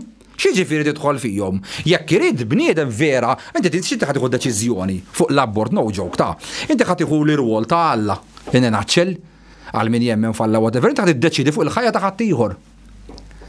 Allura ma nistax nifhem jiena bliema responsabilità Prim Ministru jew kap tal-Oppożizzjoni. Din ma tifhmux it-toqol tagħha da. Kif jista' da jaf li xi ħajftaħ ħalq u jaf li għandu 50,000 tiġiġ. Irridek ħajjt ejwa għall-abort, ma ejwa nivvutaw għall-abort għax qal il-leader. Meta u d-deċiżjoni dek ġiħalla ta' fuq ħajja u mewt jista' jindaħal, jaf li tifotti, dak il-leader jaf li tifotti, ikun min ikun. Both sides, qed tfotti jekk big time qed tfotti. Inti għandek opinjoni, ġifieri tifhimniex ħażin il-Prim Ministru għandu kull dritt u l-kap tal-Oppożizzjoni kollhom l-idea tagħhom fuqha, imma jżomm għalih fil-privat u jmur jivvota mhux problema. Ġifieri meċ ngħid illi l-kap tal-Oppożizzjoni jew min ikun Prim Ministru m'għandux dritt jivvota fuq għal ħaġa le. Imma jekk int ħadd tmexxi l-propaganda u ħadd tgħid isma' iva ħan ivvoti iva jew ħan ivvota le, hemm fottejtu r-referendum. U speċjalment fuq affarijiet fejn jinvolvu l-ħajja bħal annimali f'dal każ li tkellimt jew trabi. Dak irid ikun suġġett, iridu jifhmu t-toqol in-nies dawn l-affarijiet fejn tidħol il-ħajja. Dak irid ikun purely a medical debate dawn l-affarijiet. Għax dak qed involvi wan ħajjiet ta' trabi. Inti dak it-tarbija taf kien tkun ġenju li ħad toqtol. U tu ir-repercussions taf mara dak il-ħina ta' żgħir għandha 20 sena u le naħħi ħaneħles minnha l-ħaġa. Taf feda jkollha 30 sena tiblek ħontja l-ostja tagħha l-ħaġa u għalla tispiċċa tagħmel suicide ħabba dik il-ħaġa. Saw dawn l-affarijiet kif jista' jiġi leader politikant raġel u mbagħad. U jgħidulhom mara aħna jeniwa ta' nivvotiwa. No, it's a big no dik. Ma nafx hekk tifhmu għas-serjetà tagħha l-ħaġa ta'. Illi daw affarijiet ma nistax tifhem kif dimen industry jippermettilhom illi l-politikanti defessu bajħ f'dawk l-affarijiet. Tgħidlex il-politikanti qed biex jirrappreżenta dimen industry, iżżik fejn jaqbillek. Imma dimen industry mhumiex avukati ma bl-istess argumenti semmejna fil-bidu huma nies komuni normali. Tifhimni xi ngħidlek. Ġifieri fejn jidħlu referendums, jekk ma jkunux purely ta' xi ħaġa politika, ma għandux jindaħal il-partit fija, punto basta għalfejn, għax ċikkaw ġuża illi qatt ma fetħu t-television biex jifmu x'inhu jiġri, imma tisma' biss is-Super One jew tisma' biss in-net u tara l-leader tagħha jgħidilha jien ħa nivvota hekk. Dik ħadd tmur tivvota hekk, mela dik ħadd tkun kawża li ħadd toqtol dawk il-ħajjiet kollha. Min issa sakemm tibqa' teżisti d-dinja. Mhux għax ifehmet l-abbord xi fisser, imma x'il-leader tagħha qalla ejwa u qalet iwa. Daw l-affarijiet huma serji, intom ma tifhmux l-aspett spiritwali, il-karma li jġor bniedem fuq daw l-affarijiet. U l-pajjiż jinsteħed mhux mill-aspett ta' kif kun jgħalmuna ta' reliġjon u hekk ta'. Iġib saħta fuq il-pajjiż, iġib dik in-negattività, dik id-dalma, għax il-poplu jkun tefa' id-dawl spiritwali ta' ġo fih. B'mod kollettiv. Nerġa' ngħidlek imma ngħidlek x'għandek tagħmel li m'għandek tivvota u le. Imma d-dibattitu irid ikun san u serju kif qed nitkellmu jiena miegħek hawn. Hekk biex tibda taqbad debate serju, mhux in-nazzjonalisti jaqblu ejja ma ħantih. Il-Labor jaqbel le mela tivvot. Dak kif tista' twaqqa' affarijiet ta' ħajja fuq politika. Jien kont kelli nagħmel bil-fors nivvota għal ħaxix FM, imma minn dejjem naf li il-referendum sisom tipo ta' targa għal partiti. Ħalli fuq tal-ħaxixa jien ma se nitħallek. Personali jiena kont nagħmel ħankellmek straight eżem ħankellmek tal-kaċċaw l-insib, jien personali kif kont nagħmilha. Jien m'iniex kaċċatur m'iniex nassab. Anzi ma naqbilx magħha, imma what is fair is fair. Illum il-ġurnata li għamil tamani skaċċaturi u nassaba, naf kemm id-delizzju huwa l-album u naf li vera għalihom huwa vera sense of relief u li vera huwa ħajjithom. Li jaħxihom taf x'inhu jkun hemm xi baħnan u jispara. Tieni ċans, ġifieri, qabel meta kont iżżar ħaniedak il-verda ta' 20 sena ma kontx nifhmu kaċċatur. Kont ngħidha x'inhu jgħid. Illum li għandi 42, dak huwa vera iktar mill-li delizzju hija l-ħajja tiegħu, hija ħajtu bis-serjetà.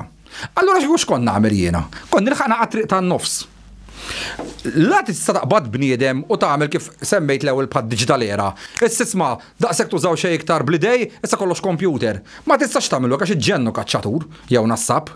Allura trid tagħmel biċċa xogħol. Min hu ġa kaċċatur u nassab? Sewwa. Tikompli ħaddan id-delizzju tiegħek sakemm tmut. Da kemm jistgħu ngħixu, fimni, iktar 70 sena oħra. Però min issa l-qudiem it-tfallet jitwildu dawk ma jistgħux iħadnuh bħala delizzju għax jekk tifel ma qabdux bħala delizzju, ma jafx jiġifieri issa l-ħaġa fimxi ngħidlek. Mela allura ma se jkollok dik il-problema inti 30 sena oħra, 40 sena oħra, x'tiddefendi? Il-problema da bħalissa x'aħna mdorrijin immorru għal kaċċaw l-insib. Jien nifhemha, missieri kaċċatur u nassab. Sawa? Missieri għamel sentej, ilu sentej ma jonsobu jikkaċċaw, għax ħasbal f'ġurnata, mar jonsob ġurnata qabel. Fimt? U patta sentej għalih, ilu sentej ma jmur. Jisow bniedem mitluf. Appunto l-ekk għaddek ġedit tifhem naqal b'kunċett ta' kaċċatur u nassab. Għalkemm jien ma naqbilx ma kaċċaw l-insib, imma nifhem l-istatu d'animo ta' bniedem jgħidulu. Ma allura biex tilħaq it-triq tan-nofs ta' bejn l-ambjentalisti u bejn il-kaċċatur u nassab x'tagħmel? It-tfal m'għandhomx dritt iktar f'dak il-każ illi toħroġilhom liċenzji u jħaddu dak id-delizzju għax hekk inti tifel ta' 5 snin ma bdejx tieħdu għal kaċċaw l-insib. Da mhux ħajkollok problema bih. Il-problema da braġa li għandu 40 sena, li għandu 70 sena, li ħajtu kollha jmur jispara u jinsob. Jien kont immur miegħu kont ngħid mhux tajba l-biċċa. Iwa jiena wkoll kont immur ma' missieri kont ngħid mhux sew ma tqisx jiena inti, imma u tfal mbagħad li marru ma' missierhom u huma muġġennu u jgħidu l-osra jekk ġirini kber ħansir kaċċatur ikoll is-center tiegħi, ġi mhux kulħadd tirraġuna bħal Sajjan u Riki, dik tittifhimha. Mela biex nilħaq it-triq tan-nofs, jiena kont min ġa għandu dak id-delizzju u għandu minn 18 sena l fuq. Dak jibqa' iżommu d-delizzju, imutu jmut kollox miegħu imma. Fimt kif? U kont nilħaq it-triq tan-nofs. Mela twadda preferendum u tindaħal il-politika fin-nofs, x'jiġifieri? Aħseb wara nerġa' bħal data l-abbort, kif tista'. Jew kannabis, kif jitkellem il-gvern fuq jitkellmu il-psikjatri jridu fuq dawn l-affarijiet tal-kannabis, iridu joħorġu il-medical journals, iridu joħorġu studji xjentifiċi li saru dal-aħħar 20 sena fuq drug users tal-kannabis joħorġuna r-reports tagħhom. Reports ġenwini mhux reports ta' psikjatra biex triġu l-Ingilterra mingħand qed jiffinanzja l-kannabis biex jagħmel rapport sabiħ li jaġevola drug user, indipendenti u onestament irid ikun. Jien ma kontx qed naħdem tajjeb meta kont nixrob. U mhux anke x-xorb ħażin, kull vizzju ħażin. Kull vizzju huwa ħażin hu. Meċ tgħidilha għax tiqbad lill-kannabis. Ejja mhux hekk lejna bil-kannabis qatt ma mill-aspett ta' Labor, ħalli nkellmek fuq il-Labor. Il-Labor jiena nerġa' ngħidlek fuq ċertu affarijiet niżżillu l-kappell. Però fuq ċertu affarijiet oħra, ovvjament, ma tix tkun ġenju biex tinduna li għażaqa fejn tidħol overpopulation għażaqa big time. Tifhem, illi ġib cheap labors inti u għaddab ġol pajis un bat naraw. Tifhimni, fejn jidħlu meta ħarġu każijiet ta' skandli u korruzzjoni kbar, how he handle it, in my opinion, ħanamillek dak il-witcheck. Tajjeb. Ġifieri, hemm affarijiet. Eżempju ħaġa li iddejjaq ħafna n-nies hija jisumawx sens ta' ġustizzja fil-pajis. Għamel li trid, bil-fust għamel li trid, u tista' għamel li trid. Dik hija ħaġa rdiq ħafna n-nies eżempju, illi meċ iħossu li hawn sense of justice. Dik hija ħażin ħafna, x'inti meta għandek poplu illi qed jara il-min imexxi l-pajjiż qatt mhu accountable għal xejn u dejjem minn hawn minn hemm jispiċċa jiżgiċċhom l-affarijiet. U mbagħad hu miskin jekk għal xi qabad b'joint itwadbu 5 snin ħabs. għall-argument id subjoint ma tmurx ma' eżempju aħna konna ngħidu. Għalok 230 euro. Jgħidlek iż-żikk. Qed tifhimni x'innejlek, ġifieri dak eżempju huwa x'inħass ħafna bħalissa. Hemm ħafna pudini ġostituzzjonijiet. Imma l-pudini jsiru għalfejn tiftakar fil-bidu qedlek jiena il-lider u l-ministri m'għandhomx ikunu immexxijin minn partiti. Il-pudini jsiru għaliex Malta żgħira ħafna, allura jgħidu għan-nepotiżmu. Inti ta' fil-ministru tmur jirranġalek, jien ma nafux. Jgħid li l-erra jimxu bil-liġi riki hija ma ħaxatmu iktar bafdilo miegħek imma hija se nirranġalek lilek. Allura inti ma can't work id-demokrazija u Malta ma tista' taħdem qatt id-demokrazija. Biex taħdem id-demokrazija min imexxi, min ikollu ministerju, min ikun kap tal-pajjiż. Ma jridx ikollu x'jaqsam ma' Dimen Industry. Kellha ħajġi hijacked. Issa qed poġġi trabok inti għalik innifsek għada ħadd tidħol inti ġo dak trabok. Ek taħdem. Issa, f'daw l-affarijiet bħalhom hemm gravi reliġjonijiet u daw is-setet il-ġodda din jitwildu. Ġifieri, l-injoranza li nsibu fil-politika hija entangled u entwined u twin ma' reliġjonijiet. Ġifieri u konna ngħixu fil-Medju Evu nifhimha li kull ma jiġri fid-dinja waħlu fallew fix-xitan. Imma 2024, meta l-grazzja tal-la tal-aħħar mit-sena skoprejna d-dinja tal-psikoloġija, tal-psikjatrija, il-bioloġija, id-dinja tal-fizika, id-dinja tal-xjenza. Għas nafx ma skoprejniex l-univers. Kollox skoprejna, fakar skoprejna affarijiet. U 2024 għatak issib setet illi daw, meta inti kollok mart jew il-nesis jew whatever, jiġi jgħidlek isma' itlob għax dak huwa dnub. Jew ħabba id-dnub tan-nisel, eċetera, eċetera. Il-problemi da mhux għax inti temmenek, għax hekk kien għandi 42. U mmur daw is-setet li Malta dan vazata bihom u kullhom ifaqsu bihom. U irrid nemmenek. Problema tiegħi jekk jiena ma niflaħx. U t-tabib jgħid li tieħu l-mediċina jien nibqa' webbes rasi għax minna li b'miraklu ħajfiq li kanser jew ħajfiq li t-sokkor jew ħajfiq li whatever mart li kolli, dik hija responsabilità tiegħi għandi l-età tiegħi affarija. Imma li bniedem jimponja fuq uliedu ma nistax tifhem kif l-awtoritajiet daw feta ħalluhom f'2020 u ħadd ma jitkellem għax daw jafuhom bħalma nafhom jien u tafhom inti u jafuhom in-nies. Ibqa' ċerti li l-awtoritajiet jafu x'inhu jiġri fil-pajjiż.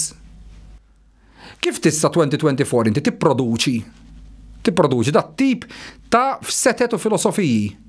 Ġifieri għalfejn ngħidlek hekk għax dawn ma perikolużi ħafna perikolużi għala. Inti jekk għandek it-tfal u qed tgħallimhom li ġie l-aħħar tad-dinja dal-waqt. Dalam biex instjaw x'inhu ma 20 sena. Bil-qeda jħares minn fuq il-beċ kien ħaj jinfetħu s-swemmit. Is-smewit. ħalli joħorġu l-erba' żjumel tal-apokalissi. Inti jekk trid soċjetà li għadha beda jkollha żgħażagħ bimħuħ natfa u vera jagħtu il-kontribut tagħhom għal soċjetà aħjar, irid kollok l-edukazzjoni sew. Issa sfortunatament l-edukazzjoni aħna nifmu l-akkademja, ġifieri bnejn daħal l-iskola u tal-MM, le. L-edukazzjoni hija l-edukazzjoni tal-ħajja biex niftiehmu. Ġifieri meta intillhom il-ġurnata. Sirna nafu l-eżempju bħal kotba qaddisa li jgħidulhom qaddisa bħal Bibja hekk. Huma ġast stejjer biex l-awtur iwassal tagħlim li m'hemm xejn ħażin fihom, imma huma stejjer. U inti għandek pastors, għandek leaders fejn qegħdin jgħalmuhom dawn l-affarijiet verbatim. Alla lettera, ġifiri li kifet taqra u eżatti, ek ġara. Hemmhekk għandek problema kbira. U imma opinjon qed jonqos l-istat fija l-ħaġa li qed jippermetti li dat-tagħlim iseħħ fil-pubbliku. Mela fil-pubbliku bniedem ma jistax jikxef korruzzjoni għax jippruvaw jarrestawh, jibatu għalih, jgħidulu inti tipprova timmina l-gvern, eċetera, eċetera. Però mbagħad illi inti għandek nies illi qed jgħalmu eluf u eluf ta' nies dal-ħmerijiet, dak għamet x'timmina s-soċjetà. Fejn qed tittella prattikament tfal zombies. Daw zombies moħħhom inti tkun ħsiltulhom 20 sena tkun ġibthom brainwash dalhekk il-kelma brainwashed. Li nisma' bniedem ta' 70 sena, 80 sena brainwash nifhimha. Għax meta konna żgħar għalmu mod, eċetera, eċetera. Imma illum għandek 20 sena, inti meta għandek ix-xjenza available, għandek il-kotba available, għandek id-dokumentarji available, għandek l-informazzjoni kullimkien available. U tibqa' tisma' illi da qed jemmen illi ġejja l-aħħar tad-dinja x'għamel terremot. Għax hemm gwerra għaddejja bejn il-Ħamas u l-Iżrael, dak sinjal tal-aħħar ta' tmiem. Bniedem kellu l-viċċju tal-kokaina jew whatever, talbu fuqu U ħarġu l-spiritu ħażin minn ġo fih u meta kien għallem fiq. Ek, bla jibda knowledge ta' psikoloġija, bla jibda knowledge ta' ġifiri psychosis. Eżempju, ħantik eżempju. Eżempju sa' 50 sen ilu. ħantik eżempju jena. Jekk bniedem ikun jħol il-kok, sawa jkun ipejab il-kok. U jimur għanti ħanejdu biex jipprova jiġi clean. Ħajtuħ pirmli. Ġeneralment tuħom pirmli li jġibuħom kif naqbat nejlek. Papis kważi. Għara, kull daħħar darba għaxin naħseb sawa li ċertu setet minn daw jispiċċaw morru għammek daw il-nies jiġu brainwash tiktar. Umar jgħamlu replacement jgħidula. Għaxina kont nuħodhom dar-pirm, li ta' mux għax kont nuħorkok, ta' xħabba xolpu għek u kienu ta' dar-pirm u ġabu niblaħ. Fatti kont waqqaftom mal-ewel. Il-bicċedek li jekk indet tiħu kura medika mot. Imma meta inti mettiħu kura ta' xej, u toqgħod fuq għax titlob fuqek il-pastor, jew xi titlob fuqek il-leader fejn tmur, hemmhekk ġen kbir ħanejdlek għalfejn. Mela, dal-aħħar 50 sena aħna grazzi għall psikjatrija skoprejna bipolar x'inhi. Skoprejna xi ġifieri narcissist, skoprejna xi ġifieri psychosis, xi ġifieri bniedem ikun kollu skrizofrenja. Eccetera, eccetera. Però li ma jafux u forsi ma tantx bniedem jaħseb fuqha, daw it-tip ta' mental issues kienu minn dejjem fil-bniedem. Kienu fi żmien Ġesu, kienu fi żmien 3000 sena ilu, 1000 sena ilu, 500 sena ilu, il-bniedem l-istess disorders law illum kellu. Issa, id-differenza qabel ma kenniex edukazzjoni. Allura jekk bniedem qiegħed mifquh ġod depression u l-ansjetà. Sewa, u ġib bniedem lilek u missek u qallek isma' ħanfejqek u inti biddilt il-wej tiegħek, tista' tgħidilha milli miraklu da fejjaqni, eċetera, eċetera. Imma llum aħna nafu x'inhuma dawn l-affarijiet, suppost. Allura kif id-domanda tkun hawn kif 2024? Meta inti għandek dal-għarfien kollu. Jafu huma li dawk l-affarijiet huma mental issues, jew huma mental disorders, jew huma kondizzjonijiet li bdem jitwiled bihom, u tibqa' tippermettihom li jarmu dawk huma frotti dnub tan-nisel. Kif tista' s-soċjetà tibqa' tippermettihom? Illum nafuha kieku l-gvern u l-awtoritajiet ikun hemm min ikun hemm ta' ġifieri, għadna ngħixu mit-senilu fejn ma nafuhomx, ma nafux ġifieri awtiżmu, ma nafux ġifieri ADHD. Eżempju ADHD, jitu saħ 15 sena ilu ħadd ma kien jaf kważi x'inhi, imma llum tlaħseb 3/4 tfal huma diagnosed bl-ADHD. Illum nafuhom daw l-affarijiet, profi fem l-argument li qed nagħmel. Illum jekk nafuhom daw l-affarijiet biex jensa.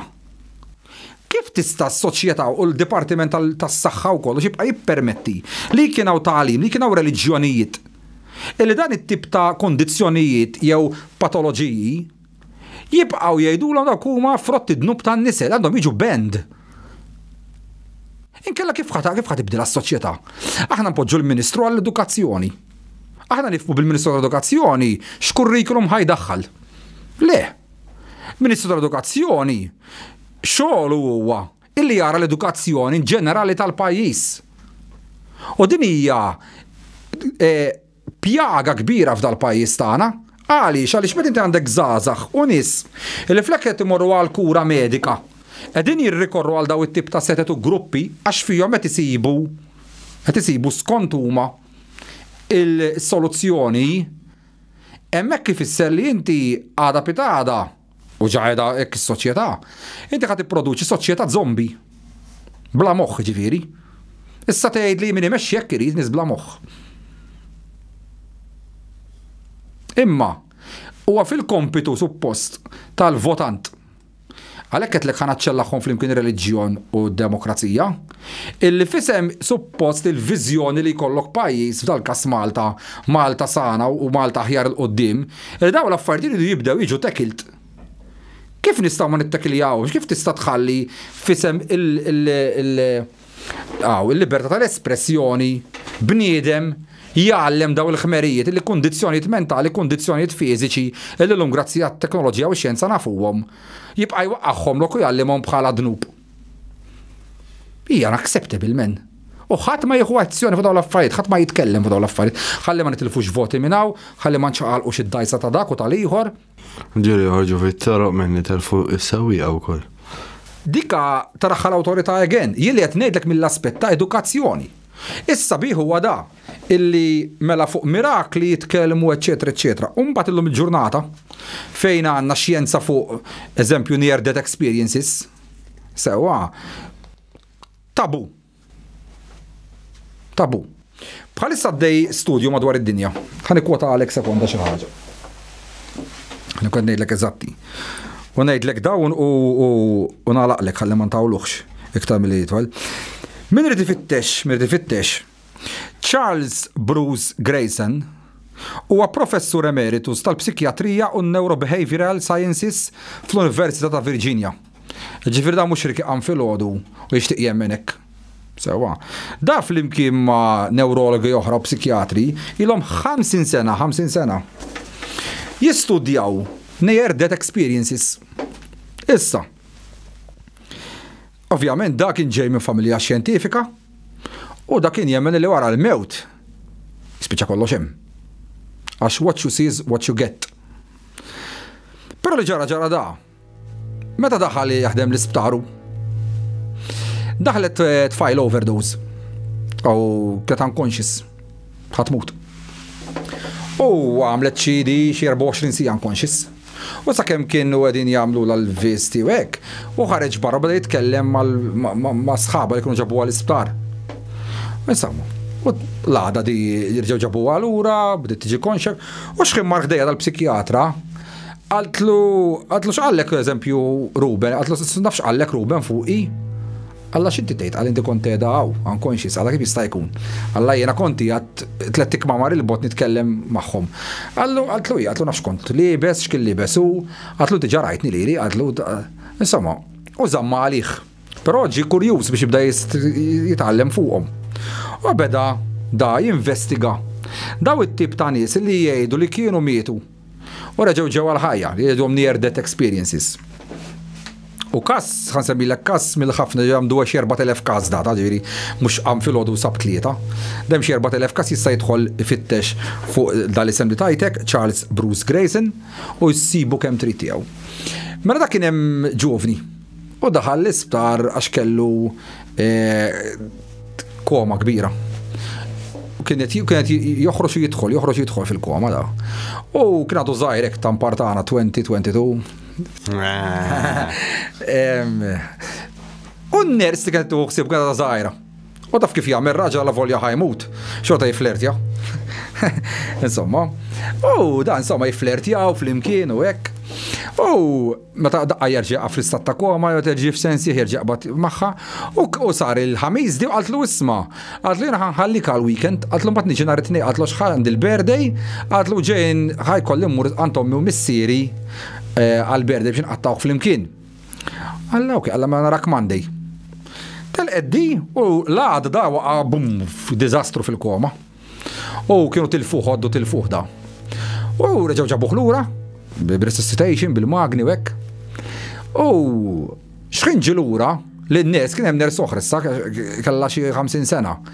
Alla isma' għalax kienet tagħmel hawn in-ners iż-żgħira. Għatlu x'nersi. Għalli għalla ġiet in-ners iż-żgħira u qalt li biex ngħid l-ommi u l-missieri tagħha. Tgħidilhom mawpa, skużani imma l-karozza li tkun kif tajtuni preżent f'qajta ġo siġra. U x'kien semmet hekk in-ners għax kienet taħdem f'dat tip ta' area fejn ikunu ħajmutu n-nies, ħarbet tiġri malajr tip qabdet it-telefon u ċemplet lil omma u l-missiera. Qaltilhom it-tifla fejna qalu għandna bad news, qalu lna ħabtet bil-karozza u mietet xrajni la karozza preżent u nfaqgħet ġo siġra mietet. Assja. Ġifieri da waqt li hu kien jgħid bej ħajja u mut fil-koma l-isptar, ilek qed mietet ġo accident tal-karozza u komunikat miegħu u qalt l l-ommi u l-missieri meta reġgħa tqum li jiddispjaċini ħafna li l-karozza għadhom kif xtraw li kissir ta' ġo siġra. Da bħal dal-każijiet taf kemm hemm. Allura. Ġifieri dawn huma affarijiet li qed jistudjawhom nies. Nerġa' ngħidlek da mhux pastor jew leader, dan qed tgħid inti psikjatra ġifieri xogħol fuq il-moħħ u jerġa' pass oltre neurobehavioral. Ġifieri da jekk inti tolli jdejk jgħidlek li ma neuro qed jitrasmettilek biex tagħmel hekk. Daw ikunu għati biex niftehmu ma jemnux falla hekk. Imma xjenza tissuġġerixxilhom ħaġa. Qabel kienu jaħsbu li l-brain creates the mind, creates consciousness. issa tifmu illi il-brain u l-mind huma separatament minn xuxin, hija l-consciousness u l-brain jaħdmu collaboration fl-imkien, imma mhux kif konna naħsbu qabel li l-brain creates the mind jew the brain creates consciousness, imma għandna jisu bħal konxenza għalija u l-brain function huwa għalih. Għaliex meta l-bniedem qed joħroġ minn ġo fih innifsu ximut. B'samħaw da qed isib mezz ta' komunikazzjonijiet. Allura taħseb li m'hemmx xi ħaġa iktar oltre, jista' jkun hemm pereżempju anke remote viewing, jekk f'dan il-każ għax jisu remote viewing kif qed tissemmi inti. Fimni, kollit li trid, ma tħoċ fi, imma eżempju kien hemm każijiet oħra da, fejn eżempju kien hemm truck driver u ħapanċer. U mar biex jibdel il-ġakk, it-tajr. U xkien għallih il-ġakk għamlu fuq it-tarmak. It-tarmak taħtu kien vojt. U xkien daħal taħtu jibdlu, pum faqqa l-ġakk, l-artek, pum waqfġu. U xkien kien l-isptar da, xkien kien l-isptar, u daħluħ mejjet. Sewa, beda jiftakar ħajtu man nies kif aġixxa. U ftakar f'sekwenza darba kien għaddej b'karozza. Kienet isuq. U kien hemm raġel fis-sakra għabotu qasamlu. U da daqlu l-ħor, għallu tipo melek taqbotu daqsam, kien għadu kif ġeb il-licenzja da. Sewa. U da ġie fis-sakrek matti għabatu għabat jagħti miegħu dat-tifel. U da ħareġ dal-ġak u taħxebata vera għal dan li kien raġel fis-sakra u telaq. Waqt li kien f'dal istatu ta' bej ħajja u mewt. Da dik beda jgħix il-ħajja u from both sides, dak raġel li telaqat id-daqqit. U li meta kien għadu teenager titih. U beda jħossu minn xiex kien għaddej dak ir-raġel li beda jlaqat id-daqqit li kissillu mnieħru taħt 33 daqqa f'kollox. Għabba m'għoddhomx dak il-ħin id-daqqit. Ma kien taħt xi 33 daqqa bil-ponni sawtu l-emmulaw. Illi Umbat, meta da ġifiri ġi f'sensiħ u da għamlulu l-analizi dal-psikjatri u dat-tim, u għallom, isma, għallom jena konti għatmejt, għallom ma nafx għalfejn, għallom tipo bdejt, nħossi d-daqqit li meta 20 seni lu kelli dal-l-accident, naf kemm il-daqqa tajtu, eżatti naf li ma statu dan kien dak ir-raġel miskin, li kien jgħat zbux la xkan ġiralu xaħġa d-daru siker. Ġifiri, tan dawn l-affarijiet huma kompleks u din nitalmu fuqhom kemm il-konoxxenzija vasta u kollox huwa interconnected. Illi fejn għandna affarijiet illum il-ġurnata illi hemm tim mediku u hemm xjenza u hemm kollox. Dawk xejn ma jsemmi xejn ħadd. Anzi jekk tgħidhom jitkubik. Imma mbagħad fuq dat-tagħlim assurd 2024 illi b'tifel għax jitwilidlek bl-ADHD jew twilidlek bl-awtiżmu jew whatever tiġi tgħidlu d-dnub tan-nisel. Dak jsu xejn mhux xejn tista' tgħidu hekk bla trabil ta' xejn tippritkaħ talmu l-ġenerazzjoni li ġejjin u kollox. Tista'. Imma mbagħad ma tistax b'mod xjentifiku titkellem dawn l-affarijiet. Titngħidlek storja oħra inkredibbli minn ta' da. Jekk intom tafu kemm għandkom ħin. Jiena naf li kien hemm studju ieħor li sar kien Bob Bicalow għamlu qabbat il-ġinies biex jiktbu xi teżi u l-istess konklużjoni ġifieri. Ħaredik eżempju daħal pazjent ieħor u daħalet imut. U xreġaw ġabu ħlura, insomma, anyway, da. Lil dal-psikjatra għallu isma, għallu s-serġin, għallu ma nafx għalfej. Għallu għat l-operation, għallu bida sejjerek, għallu bida sejjerek, għallu jiswasfu retitir. Għallu xinti tejt, da, l-psikjatra, da, neurological behavior. Għallu għalfej. U baqa jinsisti għallu iwa, ta' għallu għat li kienet joperani, għallu da bida jiswasfu retir. Għallu għammur insaqsiħħa. U dal-psikjatra kien jaf l-serġinu għallu isma. Għallu dajt jinsisti il-pazjent li waqt li inti kontet operaħ, int bdejt sejjerek. Għallu iwa, għallu għanajdlek għalfej. Għallu għax dal-axħar 20 sena żviluppajt tattika. Illi biex ma mmissx l-affarijiet bidi ħalli ma nagħtix infections waqt li għandin joperaw, sirt inżomm idejja maċ-ċest tiegħi u biex li l-nersi s-soħedhom eżempju ġibu xi ħaġa nagħmilhom hekk eżempju bil-minkeb. Inti għamelek, flok bidejh bl-elbow. Għalekku dak bida jaraħ sejjerek, fimt? U ġifiri, ġidajm kazijiet enormi minn dawn l-affarijiet. Ta' eżempju, tfal ikollhom 2-3 snin u jitwildu eżempju birthmark għaw, ikollhom birthmark. Għaw. U jkollhom birthmark oħra fuq wara. U daw it-tfal jgħidu eżempju li fl-aħħar ħajja li kellhom sparawlhom, il-bullet daħal minna u ħareġ minna wara. Għalhekk ikollhom dawk il-birthmarks biex niftiehom fuq ġisimhom. U jgħidu l-eżempju kien jisimni Jason. U kont noqgħod hemmhekk u hekk. Imorru ifittxu u jsibu kollox jaqbel ta' ġifieri da meċ ngħidu għam filgħodu Riki. Alla misma nisa tafx naħseb li hemm wara dil-ħajja hekk u hekk ta' dawn huma science journal serji, ngħidlek ġifieri Virginia University, psikjatri daw neurologist, ġifieri daw top li tista' tmur tagħmel studji għandhom u jerġa' s-sabiħ tagħhom ta' fara dan nies għax huma mhumiex kredenti.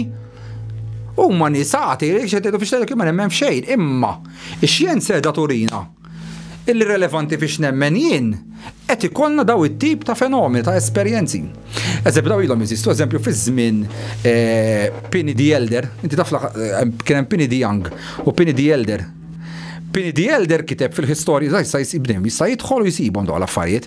Pliny the Elder kien kiteb illi kellhom raġel kien ħu businessman kbir. U daħalet imut. U miet. Għalihom miet. Ħaduh fuq il-mejda biex jibdew jagħmlu l-embalment biex jibdew da, u f'daqqa waħda daqam fuq is-sodda. U ċab hekk biex jidħlu s-servants għax dak kien is-sinjal tagħhom jagħmlu hekk biex jidħlu. Alla misma, alla madu kif kont qed fejħ jgħin għax miet. Daqam bil-mewtu. U kien qed jara l-ħu imut x'imkien ieħor. U daħlu n-nies qalulu tipo x'inti tgħid f'daqqa waħda ġi jiġri għaddej tal-master tagħuh. Alla misma alla madhom kif mitħija. Qed tifhimni. Di irrekordjata min irid ifittex storja 2000 sena ilu Pliny the Elder. Min irid jidħol ifittex qed noqgħod indikom id-dettalji biex issibu mela ħa nagħmlu riassunto. Il-psikjatra u n-neurobehavioral testijiet li qed isiru llum huma ta' Dr. Bruce Grayson. Din l-istorja tinsemmilek tmur 2000 sena ilu ta' Pliny the Elder. Iktar lura fir-Repubblika ta' Plato hemm storja oħra iktar sabiħa kien hemm warrior u miet as a hero. U dawk kienu jituhom funeral kienu jitellawhom fuq pajlek tal-ħatab u jagħmluhom il-coins tad-deb u jaħarquhom. Jaħarquhom. Xi kienu ħajaħarquh daqam. U għallhom isma' għallhom jiena konti għatem, konti għeta u konti daw din ir-rekordjati ġifieri daw stejjer issa bdem imur ifittixhom ta'. Qed nitkellmu ġifieri ir-Repubblika ta' Plato u naħseb qatt semma bija. Allura ma jidillekx li dinġu simulation. Dak is-sewa suġġett ieħor jiena mhux dak il-punti jekk qegħdin ġo simulation il-biċċieda illi meta inti għandek ix-xjenza llum il-ġurnata, ix-xjenza da favurek. L-ġvilum tistinti tagħmel ir-riċerki tista' tfittex tista' tistudja, eċetera, eċetera. Kif l-awtoritajiet jibqgħu jippermettu daw it-tip ta' setet u reliġjonijiet jgħalmu dal Għasħani dal-ignoranza, xti tkun kattiv sa ċertu punt biex tgħallemhom jew il-missier tgħidu t-tifel tiegħek ADHD jew għandu l-awtiżmu jew whatever x'għandu da bipolar jew whatever jew psychosis għax ommu missieru dimbu ħafna. Kif tista' tgħallem dawn l-affarijiet inhumane dik il-punti għajjin meta llum għandek nies illi qed jgħidu ċaru tont. Illi jiwa l-affarijiet qegħdin niskopru ektru xjenza. Dik li ma nistax nifhem jiena. Xitan happy ma bil-progress li jagħmlu. Nagħlqu għamel għalik. Nagħlqu nisperaw li tipo ma dejqna l-ħadd bla jedna jew offendina xi ħadd. Infakrukom nerġgħu li min jinteressa ikompli jagħmel diskussjoni magħna live. Ħan iltaqgħu fis-26 ta' Jannar. Dil-ġimgħa ikun Friday biex niftehmu fis-7 fl-Aġija Kitchen Gardens. Diskussjoni ħatkun jiena u inti. Sewa u Mirko jkun qed hemmhekk is-soltu għax ma nagħmlu xejn, però kull min ħajġi jista' jsaqsi anything fuq kull suġġett li jrid. Suppost illum m'għandhom xaruna li għedna klim ħażin jew attakkajna xi ħadd jew xejn minn da. Nisperaw. U nispera aktar u iktar li ħadma jgħidilna intom nazzjonalisti jew intom laburisti skont li ma klip jaraw.